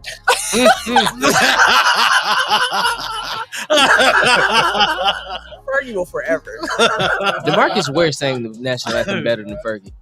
Yeah, he had the hands. He was getting that shit, fam. Fam. He was singing that shit. Let's play some basketball. Everybody looked like, man, what? Okay, so opening night, October 24th, we have the Lakers at the Nuggets. Give it to me. They gonna get the Lakers in there. Give it Oh, to of me. course. And Well, the Lakers wouldn't honestly you? won in Denver. Yeah. Mm. Let's get this. Let's start it off right. Let's get it. Some plotting is going on. That's And probably then- the hardest ticket to get. Right. Hell Opening yeah. night with the champions. night. Man, yeah. What's the Y'all gonna conference have to watch finals ring rematch? night. Yeah, y'all have to watch ring night. Oh, damn. We'll be there. LeBron gonna complain about being older. And then you have Suns at Warriors, which I'm here for. Yeah, I'm here for that. KD. That's Yeah. gonna be a I'm here for that. KD going back to Golden Chris State. Paul against his old Honestly, squad. I figured that would've KD been like against the his old squad.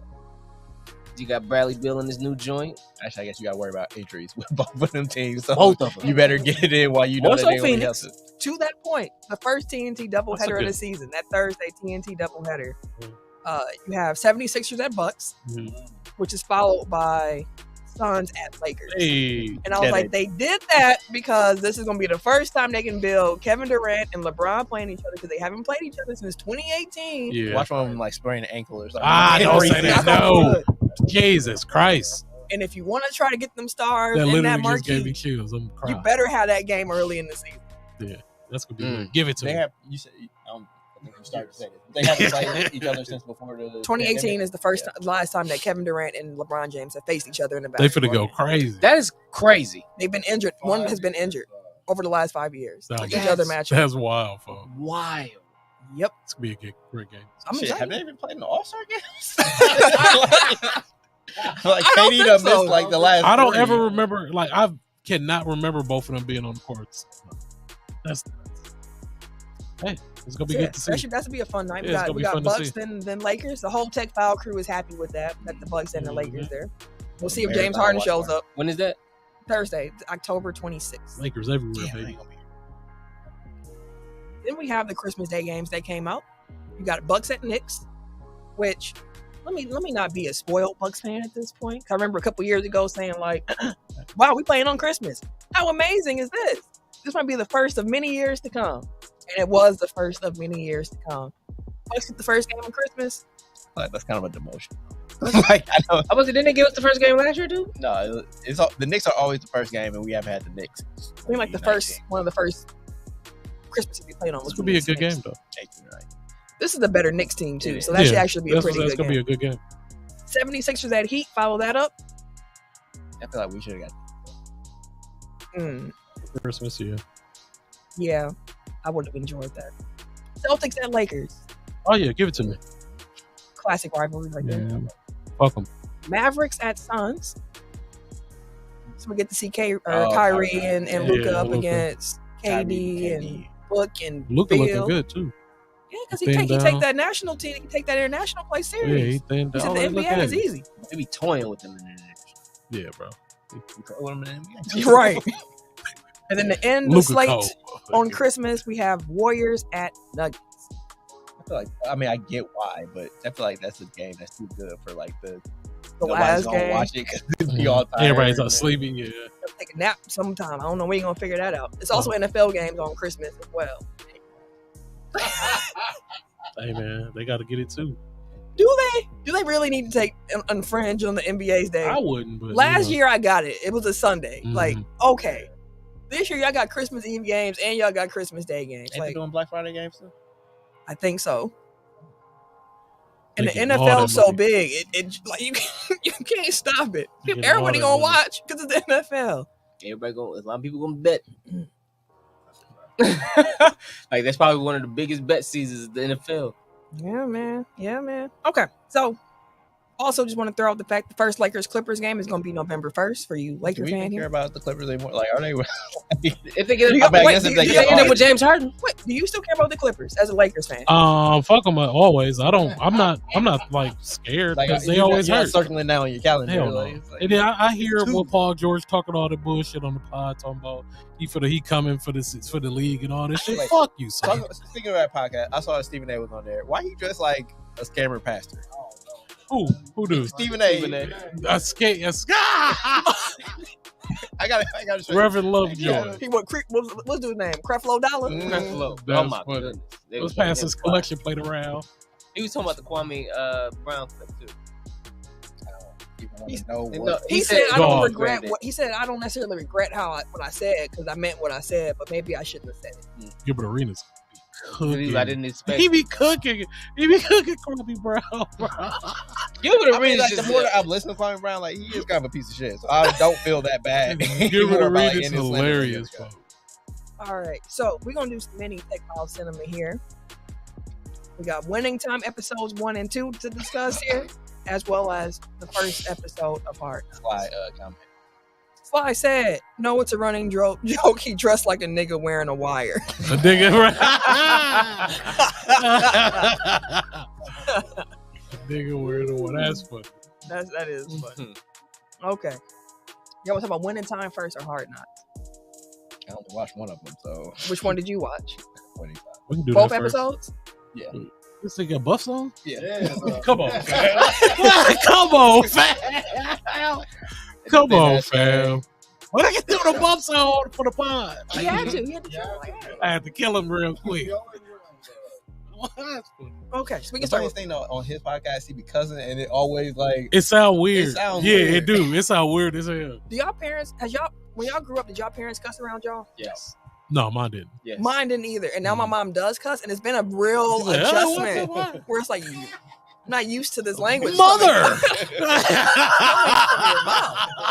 Jeez. Like my dad always cussed. That's not weird. But like my mom cussing is like, That's this is funny. strange. I'm trying to think. No, if my mom cussed, she was mad. That's how I do it. Like she for real. That actually was at the end of Winning Time. Y'all watch the The second one? No, I ain't watched the second one. I missed the last 10 minutes of the second. Okay. Last 10 minutes. I just watched the first one. Seen everything. I'll say this about Winning Time.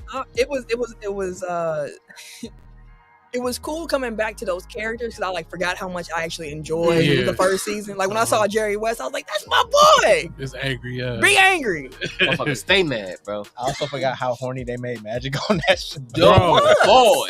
Dog, he humped at least 20 times, bro. In one episode, bro. I was like, Jesus Christ. But my man's leg was fucked up. That's Still. what, instead of trying to fix the knee, he bending the knee. Exactly. Like, No. come on, bro. She getting Come on, cut bro. and shit. She said, "I'm getting cut." He's like, just move over, shit.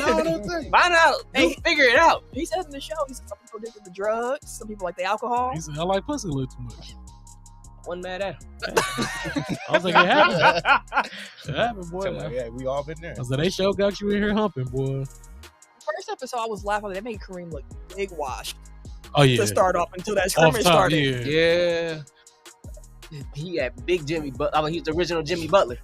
I'm gonna run with the B team. I'm gonna bust y'all ass. And they was really out here throwing elbows and shit. Hell Like, bro, yeah. come on, dog. Like, press that nigga. Press these niggas can't score. Give me the fucking Give me the ball. Get And it out the way. move. But one thing about Kareem, though, like, not off of Winning Winning Time, Time. like, I didn't know that he can do the skyhook with both, Hands. left and right. Like, I was like, God, I was like, what the fuck? I was like, he's unfucking stoppable, Like, you bro. know you can't stop Like, me. you literally can't stop him, fam. No, bro. Fam was he was unstoppable. And he's 7 feet tall. That's nuts, bro.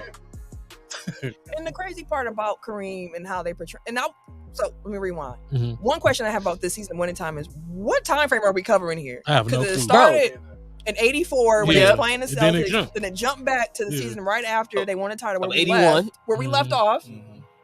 The second episode, by the end of the second episode, they are done with that entire season. Which I'm actually okay with, because it seems like, if I had to guess, I would imagine we're gonna end with that 84, because like they're trying to set up Finals. Bird and Magic, and that's the first time that they met each other. So I'm assuming that like we're going to progress through it and kind of do some time That's jumps. some, 'cause- that's some Yeah. jumping, boy. That's 3 years. That's a lot in the I mean, season. but I mean, if it's 10 episodes, we're 2 down and we're already through one season. They only got to cover 4. Yeah. Because they ended 80 to 81. 84. Yeah. Yeah, so we'll be there by the end of the season. Yeah, we would. So I was like, the timing of it was like, oh, this is different because the first season it was Just one season. drawn out. It's the first I year. hate Larry But Bird, also, I fam. appreciate That I hate him, bro. Hey, they had him Like that shit. makes this show makes me. I was like, "Oh, fuck Larry Bird." He be folks. talking I think shit, it's the boy. second episode where Magic was hurt Mm-hmm. and he had scored something. He was like, I'm He- doing this take a just- seat or something. just Yeah, take a watch seat. the I'm show. doing this just for you. No look. Hit him with the. your ass He, down. I guess every time I see him, I was like, "Oh, this nigga racist." Man. He wasn't even racist. He wasn't, but he can feel racist, fam. He definitely a Trumper. I don't care what nobody say, bro. Nah, Matt. Nah, Larry don't do talking Larry that way, shit. fam. Fuck him, bro. They said he was Larry was one of the biggest shit talkers in the league. That's why I history, loved dog. him so much. Like, was like, man, learn fuck about him. him. No, he got offended when white dudes guarded him. He said, Yeah. That's a real nigga to me. that's what I'm saying. Like, ain't no way I'm calling Larry Bird racist. No, ain't no way I'm doing that. He looked at the bench and said, y'all gonna really put a white dude on me? I'm offended. Barbecue The chicken. bench was sitting there like, wait a second. Did Larry just? But no, I enjoyed winning Hate time. him. And I also appreciate that they're going through it fast because I was scared like if they were trying to do one One season season per for each year, it's like season? we're not going to finish. Nah, ever. That wouldn't work. That wouldn't work. I did love an episode. I think it's episode 2 when Magic get hurt. No, No, episode he got 1. episode 1. The cinema Cinematography. Cinematography. that word around him getting injured. I thought that was beautifully done because he walked on the court. He talked about how that's like his safe place. He gets away from everything because he had the Mhm. baby on the side coming. Yeah. Which his daddy was cracking me up with that too. So he on the court, he playing. It's just him. You see him isolated. He doing all kind of magic stuff. Mm-hmm. And then when his knee gave out, all the sound just came rushing Yeah. back. No, because you heard that. I'm like, God damn. Heard that nasty crunch. Then his knee was ribbing him later on. Talking shit. Talking shit. Talking shit.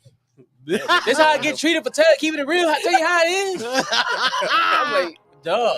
Hilarious. I mean, to be fair, like again, he's supposed to be mending the knee. He bending knees. Like, bro, you need Hey, to bro. relax. Again, to my Hey, point. He still had to get it in. How God damn things it. used to be back then. Nah.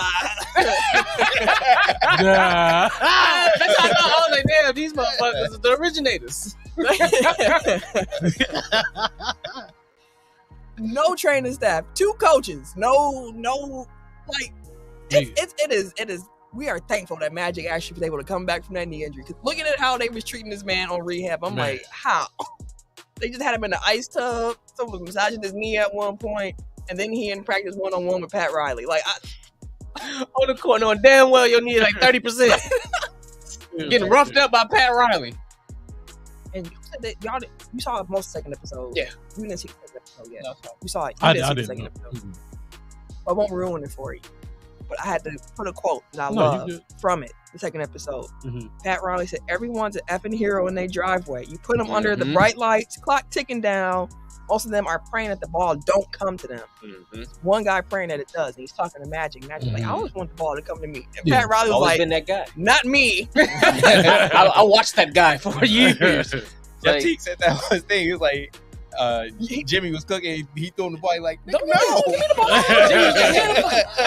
Take the ball. I don't want you to take Go the ball. that way. Like that's some real shit though. That's real. That's yeah. super real. When he said that, it resonated. I'm like, and not for basketball for me, but it was more like baseball. It's any It's sport. life. It's Yeah. anything. Like when the motherfucking Shoot, it can Pressure. be 2K. Some people don't want the ball the last shot. Give me the True. ball. I'm a shoot. Like no, it can. Yeah, sometimes you like that pressure is that. It's Sometimes, real. sometimes you work better under pressure. Yeah. and sometimes that shit is just too much.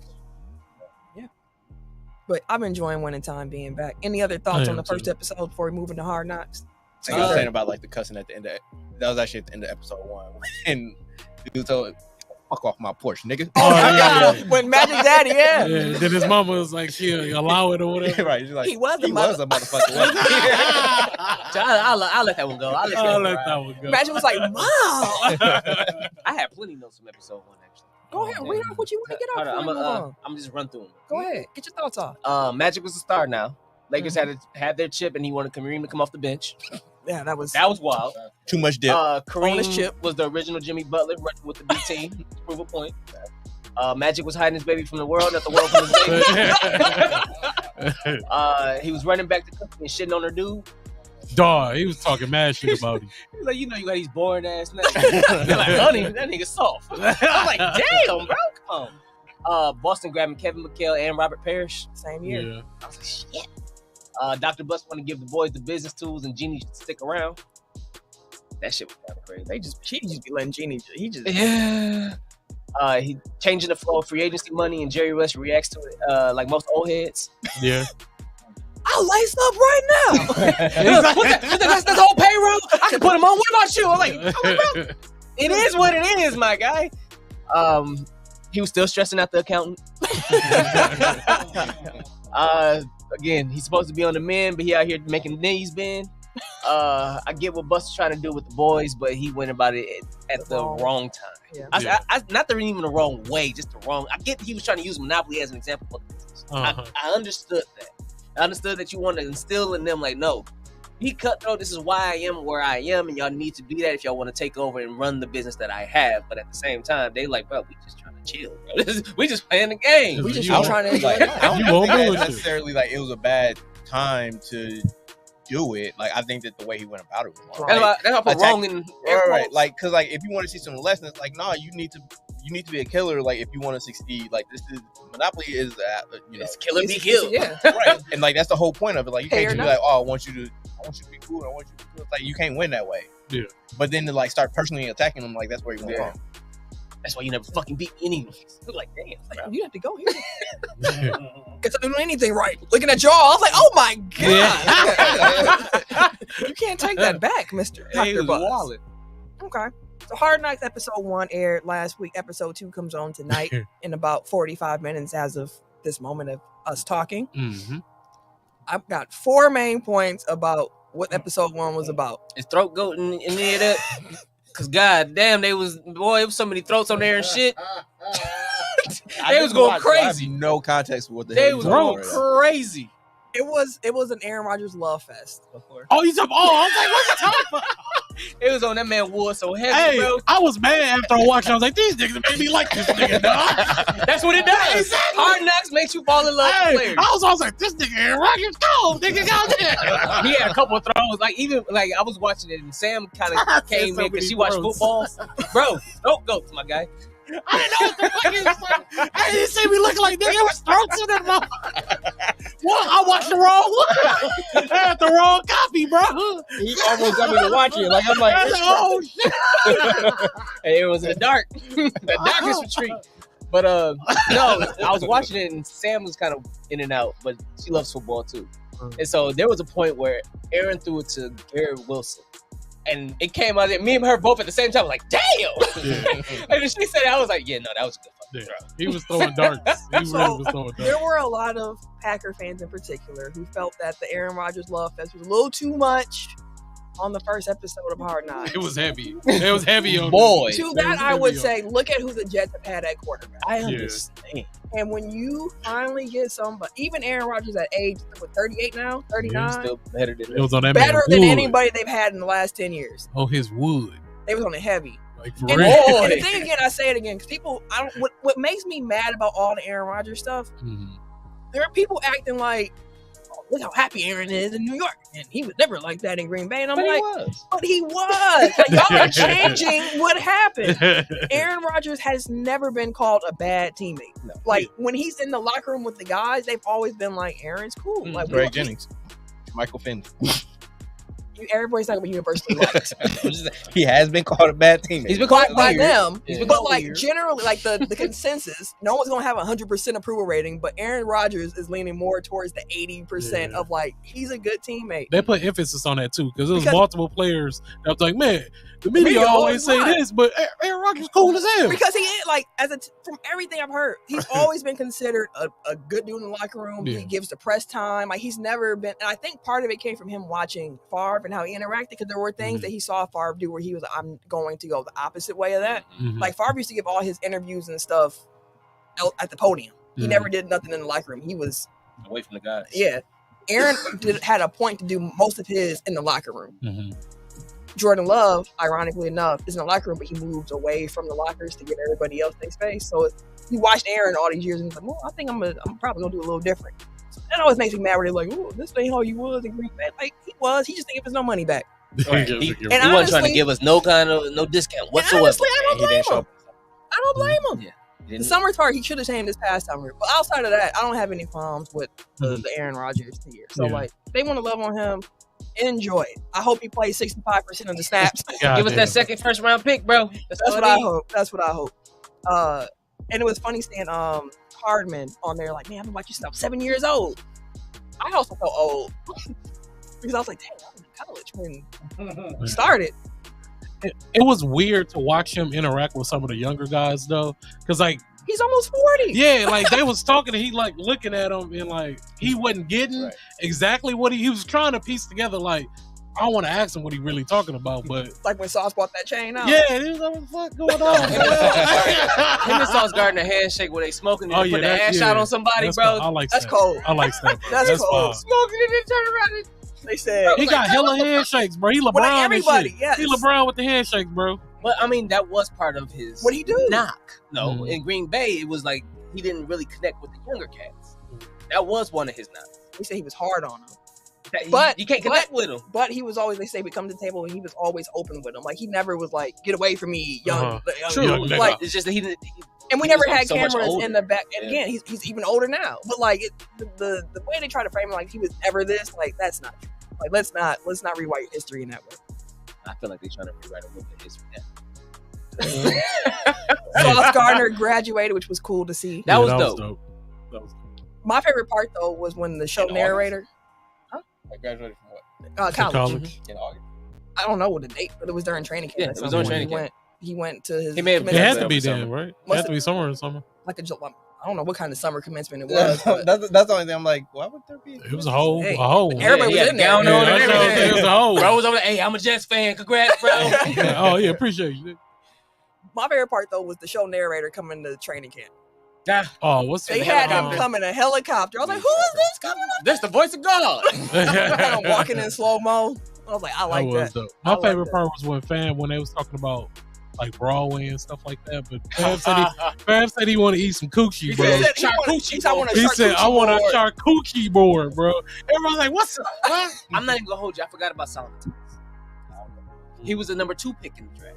Their defense looks He was with the Browns too at the same time as. Oh, that was the dude. Was He was the D tackle. 49ers? Yeah. Okay. And so I forgot all about him. They got a great defense. And then he was Yeah, over their there. He was defense the one was that good. was going to the Broadway shows and stuff like that. So he was talking to the other ones, and bro was like, "I mean, shit, I want to go to Broadway." He was like, "I want y'all. I want to bring y'all to the place, but I feel like y'all gonna be talking and not giving the entertainers taking it their in. respect that they deserve. I want to be on Broadway. I want to have charcuterie boards." He was like, "It's charcuterie." like coochie. I was cracking up. I was like, "No, that was funny." They all started rolling, bro. Then they showed the Hall of Fame game, which of course Aaron didn't play in. And he's on the sideline coaching coaching. it up. And people were like, wow, look at him. So I'm like, Do the same shit here, though. thank you. He really did. That's what they're like. He didn't play preseason the last like however many years Last it's been at this decade. point. But like he'd be on the sideline with Matt gave him a game where he was calling plays on the sideline. Like that's not unusual. He called a good game that game, I believe. Like he was telling Zach what to throw to. I'm about to say, Right. Zach, well, he know Malik Taylor. Mhm. He was in Green Bay, Yeah. but he was like, "Hey, throw it to Malik. Throw a bomb to Malik. This play." And as soon as, "Hey, throw it to Malik." Touchdown. What was their interaction? Him and Zach. Good. Yeah, it was really good. Yeah. And he, like I said, Zach is picking some stuff up. It looks like from here, which again, he's on his way out. How now, young too. is Zach? He was just the number 2 pick in the draft 2 years I think ago. he's like 25, 26. Oh. Yeah, around so there. Eric's Is that the one that double-checking like for us. the like Cougars? yes. Okay. That's the one who was out and said Mono's 24. out indefinite. Actually, he just turned 24 on the 3rd. Oh, okay. Yeah, And which again, He still got time. he Though. was 2 years Yeah, ago, bro. I was like, he still got time. and then which again, it comes back to the dude like he takes Jordan Love right before like, hey bro, like Good luck. have a good year. It's Like, your time good luck. now, my If you guy. need anything, call me. Like enjoy it. But I'm happy for Jess. Yay, listen again, 65%. Yeah. Y'all still ain't got an offensive line, but we'll see what happens. Yeah, Just pick up Dalvin 65%. 65%. Okay. That's enough of Hard Knocks. Episode 2 comes on tonight. So, following a polarizing SummerSlam main event in which Roman Reigns retained the undisputed WWE Liars. Good Lord. Championship after Jimmy Uso betrayed his brother Jay. That's what they were lying about. SmackDown came. Jimmy came out with, Roman's out there with Paul and Solo, and here comes Jimmy, and Roman's, I'll give you whatever you want, bro. I owe you. What, you want a new car? I got you got it. Whatever you want, Jimmy. Jimmy, I didn't do this for you. He grabbed his pearls. And then here comes Jay. Then what you do it for? I'm for real. And Jimmy said, I wasn't trying to hate on you, but I was hating on you. pretty much. Basically. That's a great summary. Yeah. And then Jay super kicks everybody. He kicked the shit out of Jimmy off that ramp, though. He did. He kicked the shit out of That was a Shawn Michaels super kick. Kicked everybody, and then looks to the camera. He says, "I'm retiring. I'm out. Bye, y'all. I quit SmackDown. I quit the Bloodline. I quit WWE. Deuces." And he walked out the crowd. Hugging and after that, I was just like, "Wait, what?" Because when you text me, I'm glad I got someone to talk to. Yeah, about this I was too. like, "Wait, what just happened?" Me and And I Owen were was sitting there like, "What?" I was at SummerSlam, so I just saw y'all thing. I'm like, what the fuck did I miss? But so I want to ask y'all this because Paul Heyman said that the Bloodline storyline was only in the third inning. Third inning? Kurt Angle That's what he called it said. fine. Jesus Christ. Right. I also- like, y'all on bullshit. I want to ask, do y'all think they only in the third? How much story is left to tell That's here? a lot. Third inning, fam. Like we That's got 3 years. Of That's what I'm saying. Well, I'll like, say this. Like, to be fair, like, what's he supposed to say? Like, we all out of ideas, Oh, yeah. He and didn't we say in the nothing. bottom nine. Like, when he was asked a question, like, it was at like the SummerSlam press Mhm. conference, so he was asked a direct question. Like, oh, okay. before he was saying, like, I think it was a callback to an earlier quote that he had made. So then he was like, "What inning are we at now?" He's like, "I'm third. Like, we still just getting started." Which, Mhm. No, y'all full of shit on that one. for But sure, Paul Heyman doesn't break character. We saw that on First Take. They didn't know what to do with him. I wish he was there. Everyone's like, "What crazy, dog?" But how much story do y'all think is actually left? What inning would you say the Bloodline storyline is We in? gotta be Bottom seven, of the right? seventh. Yeah, we gotta be I'll 7. give him bottom of the seventh. Yeah, it gotta be 7. What I hope, I don't know how true this quit WWE thing would be, but they moved Jimmy. They moved Jay to the alumni. Of course. So like, if y'all gonna do K5, K whatever. KY. apparently in his contract, Right. apparently in his contract, his non-compete clause is only for 5 days. He quit on Friday, Saturday, Sunday, For him Monday, before he can go to a to different. AEW or to Japan or Where whatever. his wife at? Is he the one that? She's that in TNA. dates- Oh, that's the other one. Oh, okay. Right. Well, she ain't TNA. But if Yeah, it's, Jay's wife if it's ain't truly wrestling. a 5-day non-compete clause, wait, AEW, where'd you get that information from? I be looking. So is it? But is it accurate? That's why I said it. Word on the street. Add some disclaimers in here. through the normal place that I see a lot of shit. I seen stuff. Triple T said they in the bottom of the 7th, and the sausage race just ended at AmFam. Right. So- But that's what I said. I did start doing this disclaimer. I said if it's true, and if he does have a 5-day non-compete clause, the 5th day would be tomorrow, Wednesday, or today. If you listen, AEW comes on today. Yeah. If you listen, He no. ain't going. Again, if they're gonna buy into it, But that would require some Some cooperation type of between, and that's not going to happen Hell between them two. no. If this was AEW when he quit AEW because they have so many other like connections Mhm. already, like Yeah. that makes more sense. But I think we're just not going to see Jay on TV.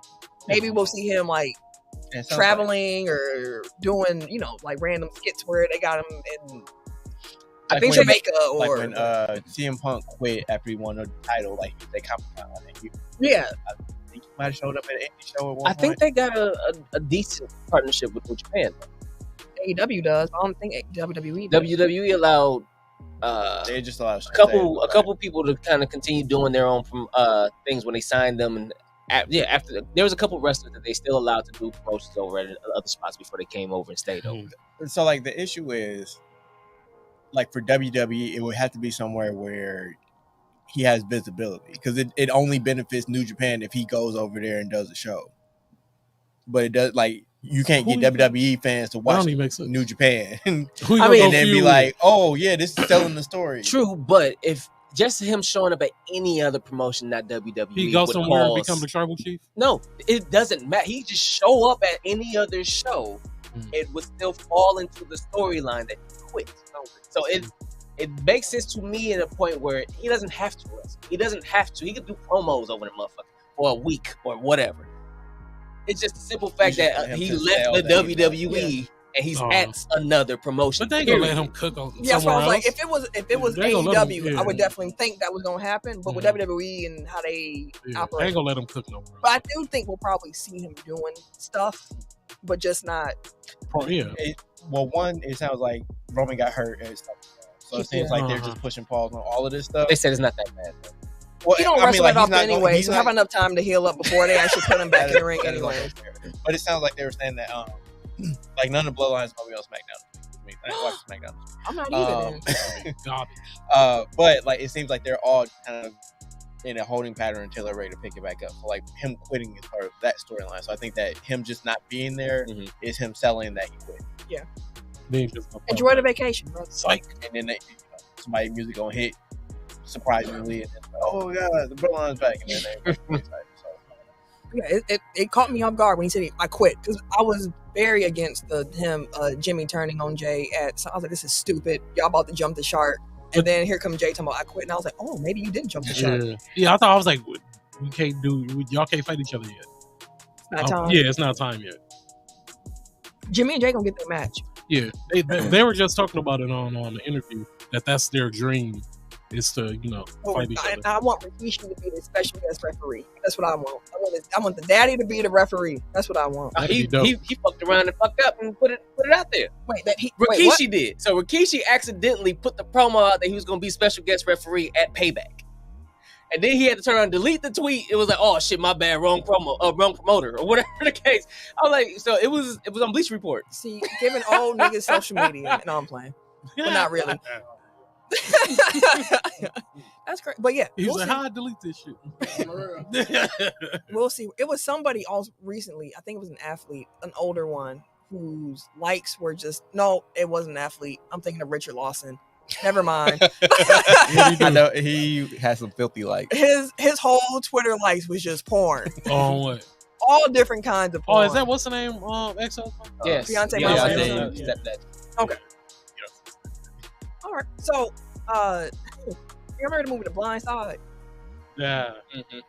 And the athlete it was based on, Michael Owen. Blind Lie. Well, he actually went to court and was like, hey, listen, I figured some stuff out here and I need to file some petitions here. He alleges that the story was a lie concocted by the family to enrich themselves. He said he asked the court to end their conservatorship over him and to issue an injunction barring them from using his name and likeness. It also seeks a full accounting of all the money that his quote-unquote parents earned while using his name, and he wants the couple to pay him his share of the profits. So what he was saying was that when he turned 18, they gave him some papers. He signed them believing they were adoption papers.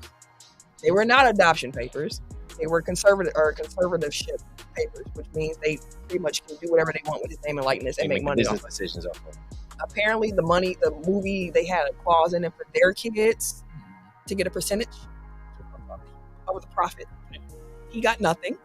I don't think he ever seen it either. And it wasn't until February of this year where he realized what the papers actually said. Wow. So he's not wrong for trying to sue. My only thing with this was this didn't come up at no time at any point in time after the movie dropped. He just found out, yeah. That he didn't receive a single dime from that movie.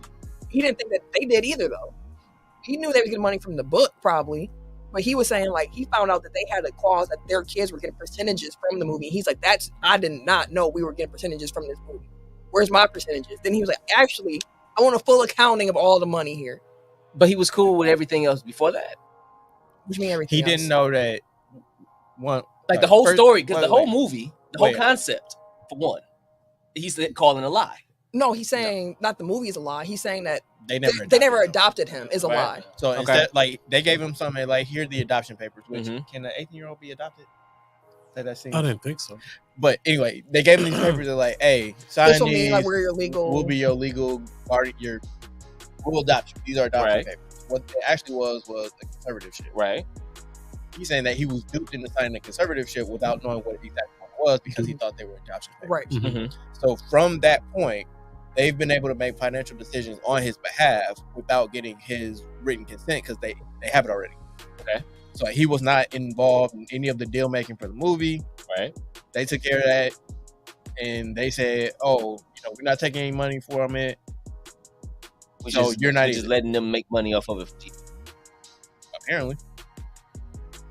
And the thing that I read was saying that it coincided with him getting to the league. So like he wasn't checking. he wasn't checking for the checking money. everything because he was getting making his own money. Which is why that was my point, though. It's like, okay, all these years, and he had to spend in the NFL and everything like that. None of this he didn't realize it literally until this Literally. Yeah, he just found out. This all happened, like Eric said, when he was starting to play football. He's worried about NFL. They said that he didn't even start even having questions about things until after he retired. And he had more time on his hands. less income. So like then you're like, hey. And as he started figuring things out, at February of this year is when he found out what the papers actually were. Because he realized ain't no money coming. And now he's like, y'all duped me, which if that's what they told him, these are adoption papers, here, sign this. Yeah, like that's fine. But as I said, I have no qualms against that. It's just a matter of it came into play because he retired. And he's like, where the hell is my money?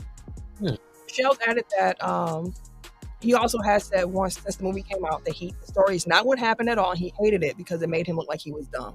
Which I do remember him saying. I remember him saying that he didn't even see the movie. Yeah, he didn't like the movie. But it was a book that the movie was based off of. So he probably was like, the book more accurate, but the movie. Like I never actually saw the movie because I was like, this seemed like some white savior bullshit. And like now it turns out to be like some white savior bullshit. White devils. He said, I want my checks with them. As he should, cheesehead friend. That was fine. Ain't nothing wrong with that. But that's messed up. Yeah, that's fine. You think that this this family accepted me. I didn't have no other family. They just seen them that money. Dollar bills. Dollar bills. That's wild. And that was the thing. Like he was again like the discrepancy between like the real life story and what they portrayed in the movie was like, oh, he never played football before. He didn't know what he was doing. We came in. We took we showed him how to play football with the condiments in the fridge, and mustards, and in reality, he ain't started living with them until he was a senior in high school when he was already a 5-star recruit, and they were trying to get him to go to their alma mater. And then his high school coach got a job at the school that he wound up picking to go. So it was never really like that benevolent, story or whatever. Heartwarming story. They Hollywood this shit up. Can I put the kibosh on not completely kibosh, but his contract is not up. I mean, Jay Uso's contract is not up. They signed an extension in 2019. Their contract is up in 2024. Okay.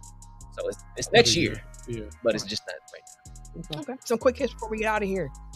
Some transactional and personnel news. As we mentioned a little bit earlier, Jets have signed Dalvin Cook to a 1-year deal worth $8.6 million. Cook's still about a week away from being able to practice. He has shoulder surgery in February. If you recall, he played all of last season with a messed up shoulder. Got that fixed this offseason, so he's still recovering. And he's also expecting the birth of his first child any day now. So they're like, stay at home until your baby comes. Congratulations, sir. In addition to the Jets getting Dalvin Cook, Breece Hall came off of the PUP list, and they expect him to be ready for Week 1 against Buffalo. And now that Week 1 matchup with the Jets and the Bills are going to have James Cook against his brother, Dalvin Cook. You wanted him to play Buffalo. It'd be dope to run with my brother. Here you go. They got it. New England Patriots signed Ezekiel Elliott to a 1-year deal, as we mentioned.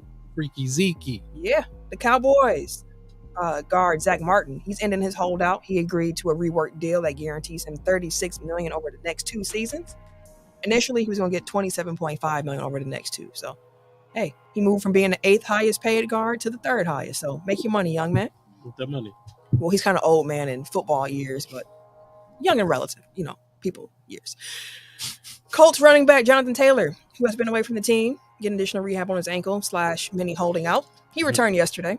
He's still on the PUP list, and his stance has not changed. He still wants to be traded, but he's back. After 9 months of carrying his ACL and MCL, Arizona Cardinals tight end Zach Ertz has been cleared for full football activity. He's on track to start Week 1. Then the NBA, Knicks guard Josh Hart finalized a 4-year, $81 million contract extension. Hey, shut up, man. Facts. ESPN also announced that Doris Burke and Doc Rivers are going to be joining Mike Breen on ESPN and ABC's top NBA broadcast crew. That means that Doris Burke will now become the first woman to serve as a game analyst on television for a championship final in any of the major 4 sport leagues. Shout out to Doris Burke. Shout out. Shell said Doc Rivers.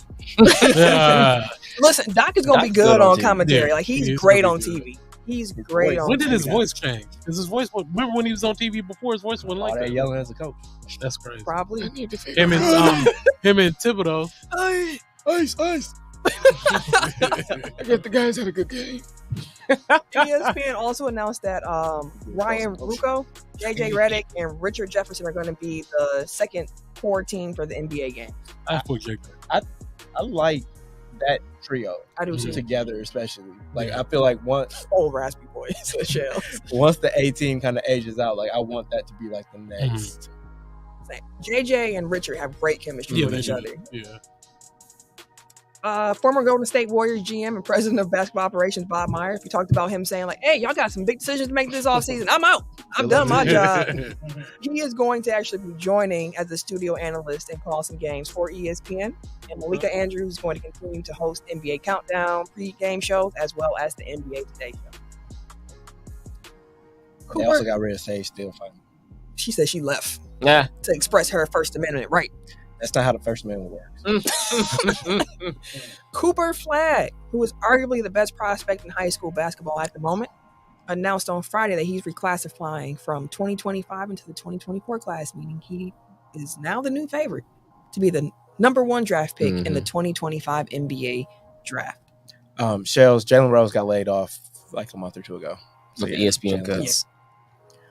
But yeah, Cooper Flagg's cold. I sent y'all. I knew about I've been it. following him already. If y'all weren't familiar, Mhm. Yeah. I started following. the joke on Twitter is that he hooped like Cooper. But what got me in, what put him on my radar was when somebody had a fast break. He blocked the shit out of it. And he was on the court. Give me that fucking shit. Give me that shit. And then from there, I was like, "What the fuck is this dude?" And then I was like, "Oh, 6'8" yeah, you got some G." So he was part of the class of, which is the class that Carlos Cooper's 12 ran. Carlos Cameron, I think, is the better one. Mm-hmm. They're both or have been top 10 in ranking. I don't know if the other one from top 5 or not, but Cameron Booster is cold. He's the taller one, 6'8", 6'9", same kind of game. So they faced off in summer basketball this year. It was going crazy against each other. It was like Godzilla versus Hong Kong. This year's class wasn't that strong, and the seniors, the rising seniors now aren't that strong. But those two classes are coming up are going considered. to be shooting the way it looked. Absolutely. That also reminded me. What's her name from who played for UConn? Paige. Buckets. She's back. I know. Okay, give it to her. Everybody forgot about her because she was hurt. Mm-hmm. Yeah, you got Caitlin over there in Iowa. You got saying. McBuckets. No, it's for the be You got lit. Angel Reese, I guess. It's for the be lit. And then USC has Juju Watkins. She went to Browning School. I did hear She's about cold her. too. So, yeah, it's fun upcoming hoopers in both men and women. Because, man. All right, last but not least, NFL Plus. If you remember, NFL made this last year, their streaming service. They have their second year in service now, and they have a very exciting upgrade. This is exactly what I asked last year when they launched it. Is Red Zone included? Because if it's not, I don't really care. But now, they have NFL Plus Premium for $15 a month or $100 a year. You get everything that NFL Plus already gives you, which is you can watch local games on your phone live. You can watch NFL created content. NFL Network is on there as well. But with this, you also get all of that, plus full and condensed game replays, the all 22 coaches film, and you get Red Zone now. And for limited time only, that's 20% discount if you buy the yearly subscription to NFL Plus Premium. And I'll say it again because I used to get Sling TV every football season just to get the NFL Red Zone package. So I was paying far more money than that. To watch, all I want is Red Zone. That's really all I want. Give me NFL Network and Red Zone, separate and apart. I don't want the whole Sunday ticket package. I have no interest in watching all these other teams besides the Packers, and I live here. Give me Red Zone, and they finally did. And now I don't even need it, so I got an Android bot. But this also explains why I keep getting inundated with YouTube TV ads where they're like trying to get me free. Like, hey, NFL Sunday Kick is coming, it's free. Like, but that's a good deal. It's a very good deal. Yeah, if you're an NFL fan, that's one to consider for sure, especially if you're a cord cutter. That one's worth it, especially in the all 22 film, and you can watch everything back. Shell said he probably come over there now. Red zone. See, I knew I could have been the only one waiting for the red zone added in there because that's the what's his name, Scott Hansen. Dog, he is his ears are. Is that the one with the big ears? Yeah, he do have big ears, but he is so good at his job. Like, he really is. To be able to go from all them different games and keep that's a difficult job, and he does it well. So I'm gonna throw it out there. They don't get many breaks either. No, he don't.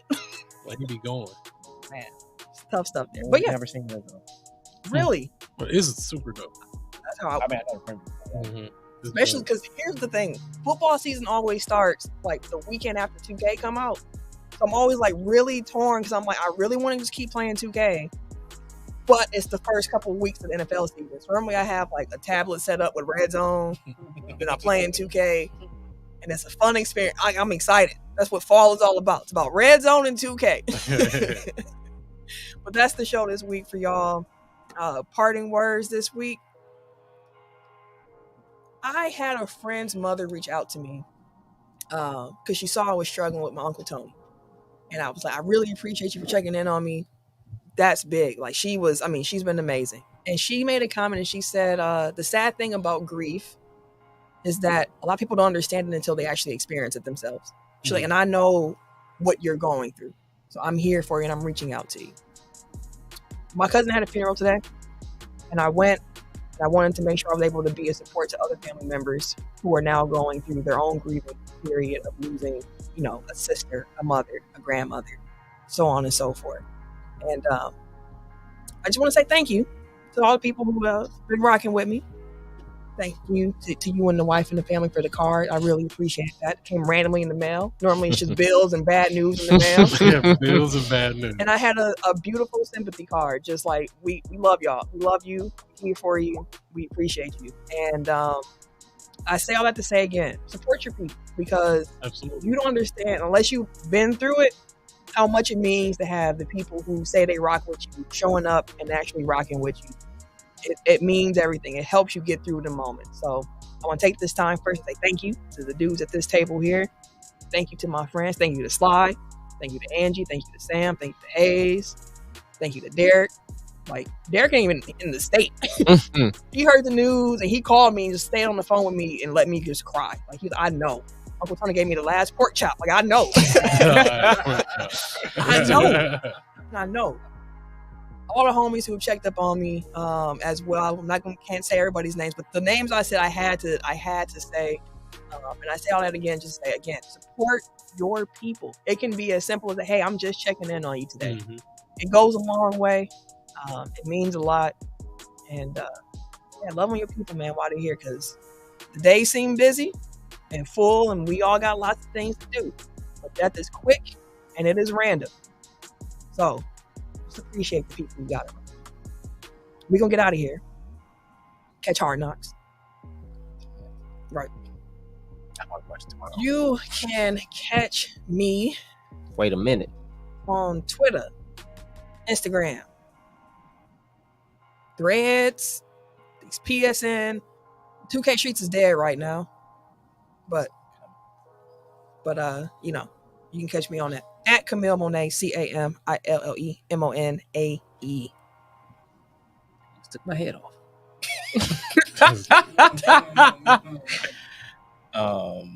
At Bucksburner. That's all I got for you. Yeah, that's all y'all get. Everyday_gentleman on Instagram, KHarris216 on Twitter and Snapchat. Oh, sorry. RP Alice Collins. Yeah, I was looking good. I think that was pretty composed today. You were. It's your boy, TIMKINZ, the number 3, aka Ass Ketchum, aka Mr. Give It To Me. Appreciate y'all. Bye, Click y'all. that like button, share, subscribe, rate, review. All of that. Do it. We need it all. Do it all.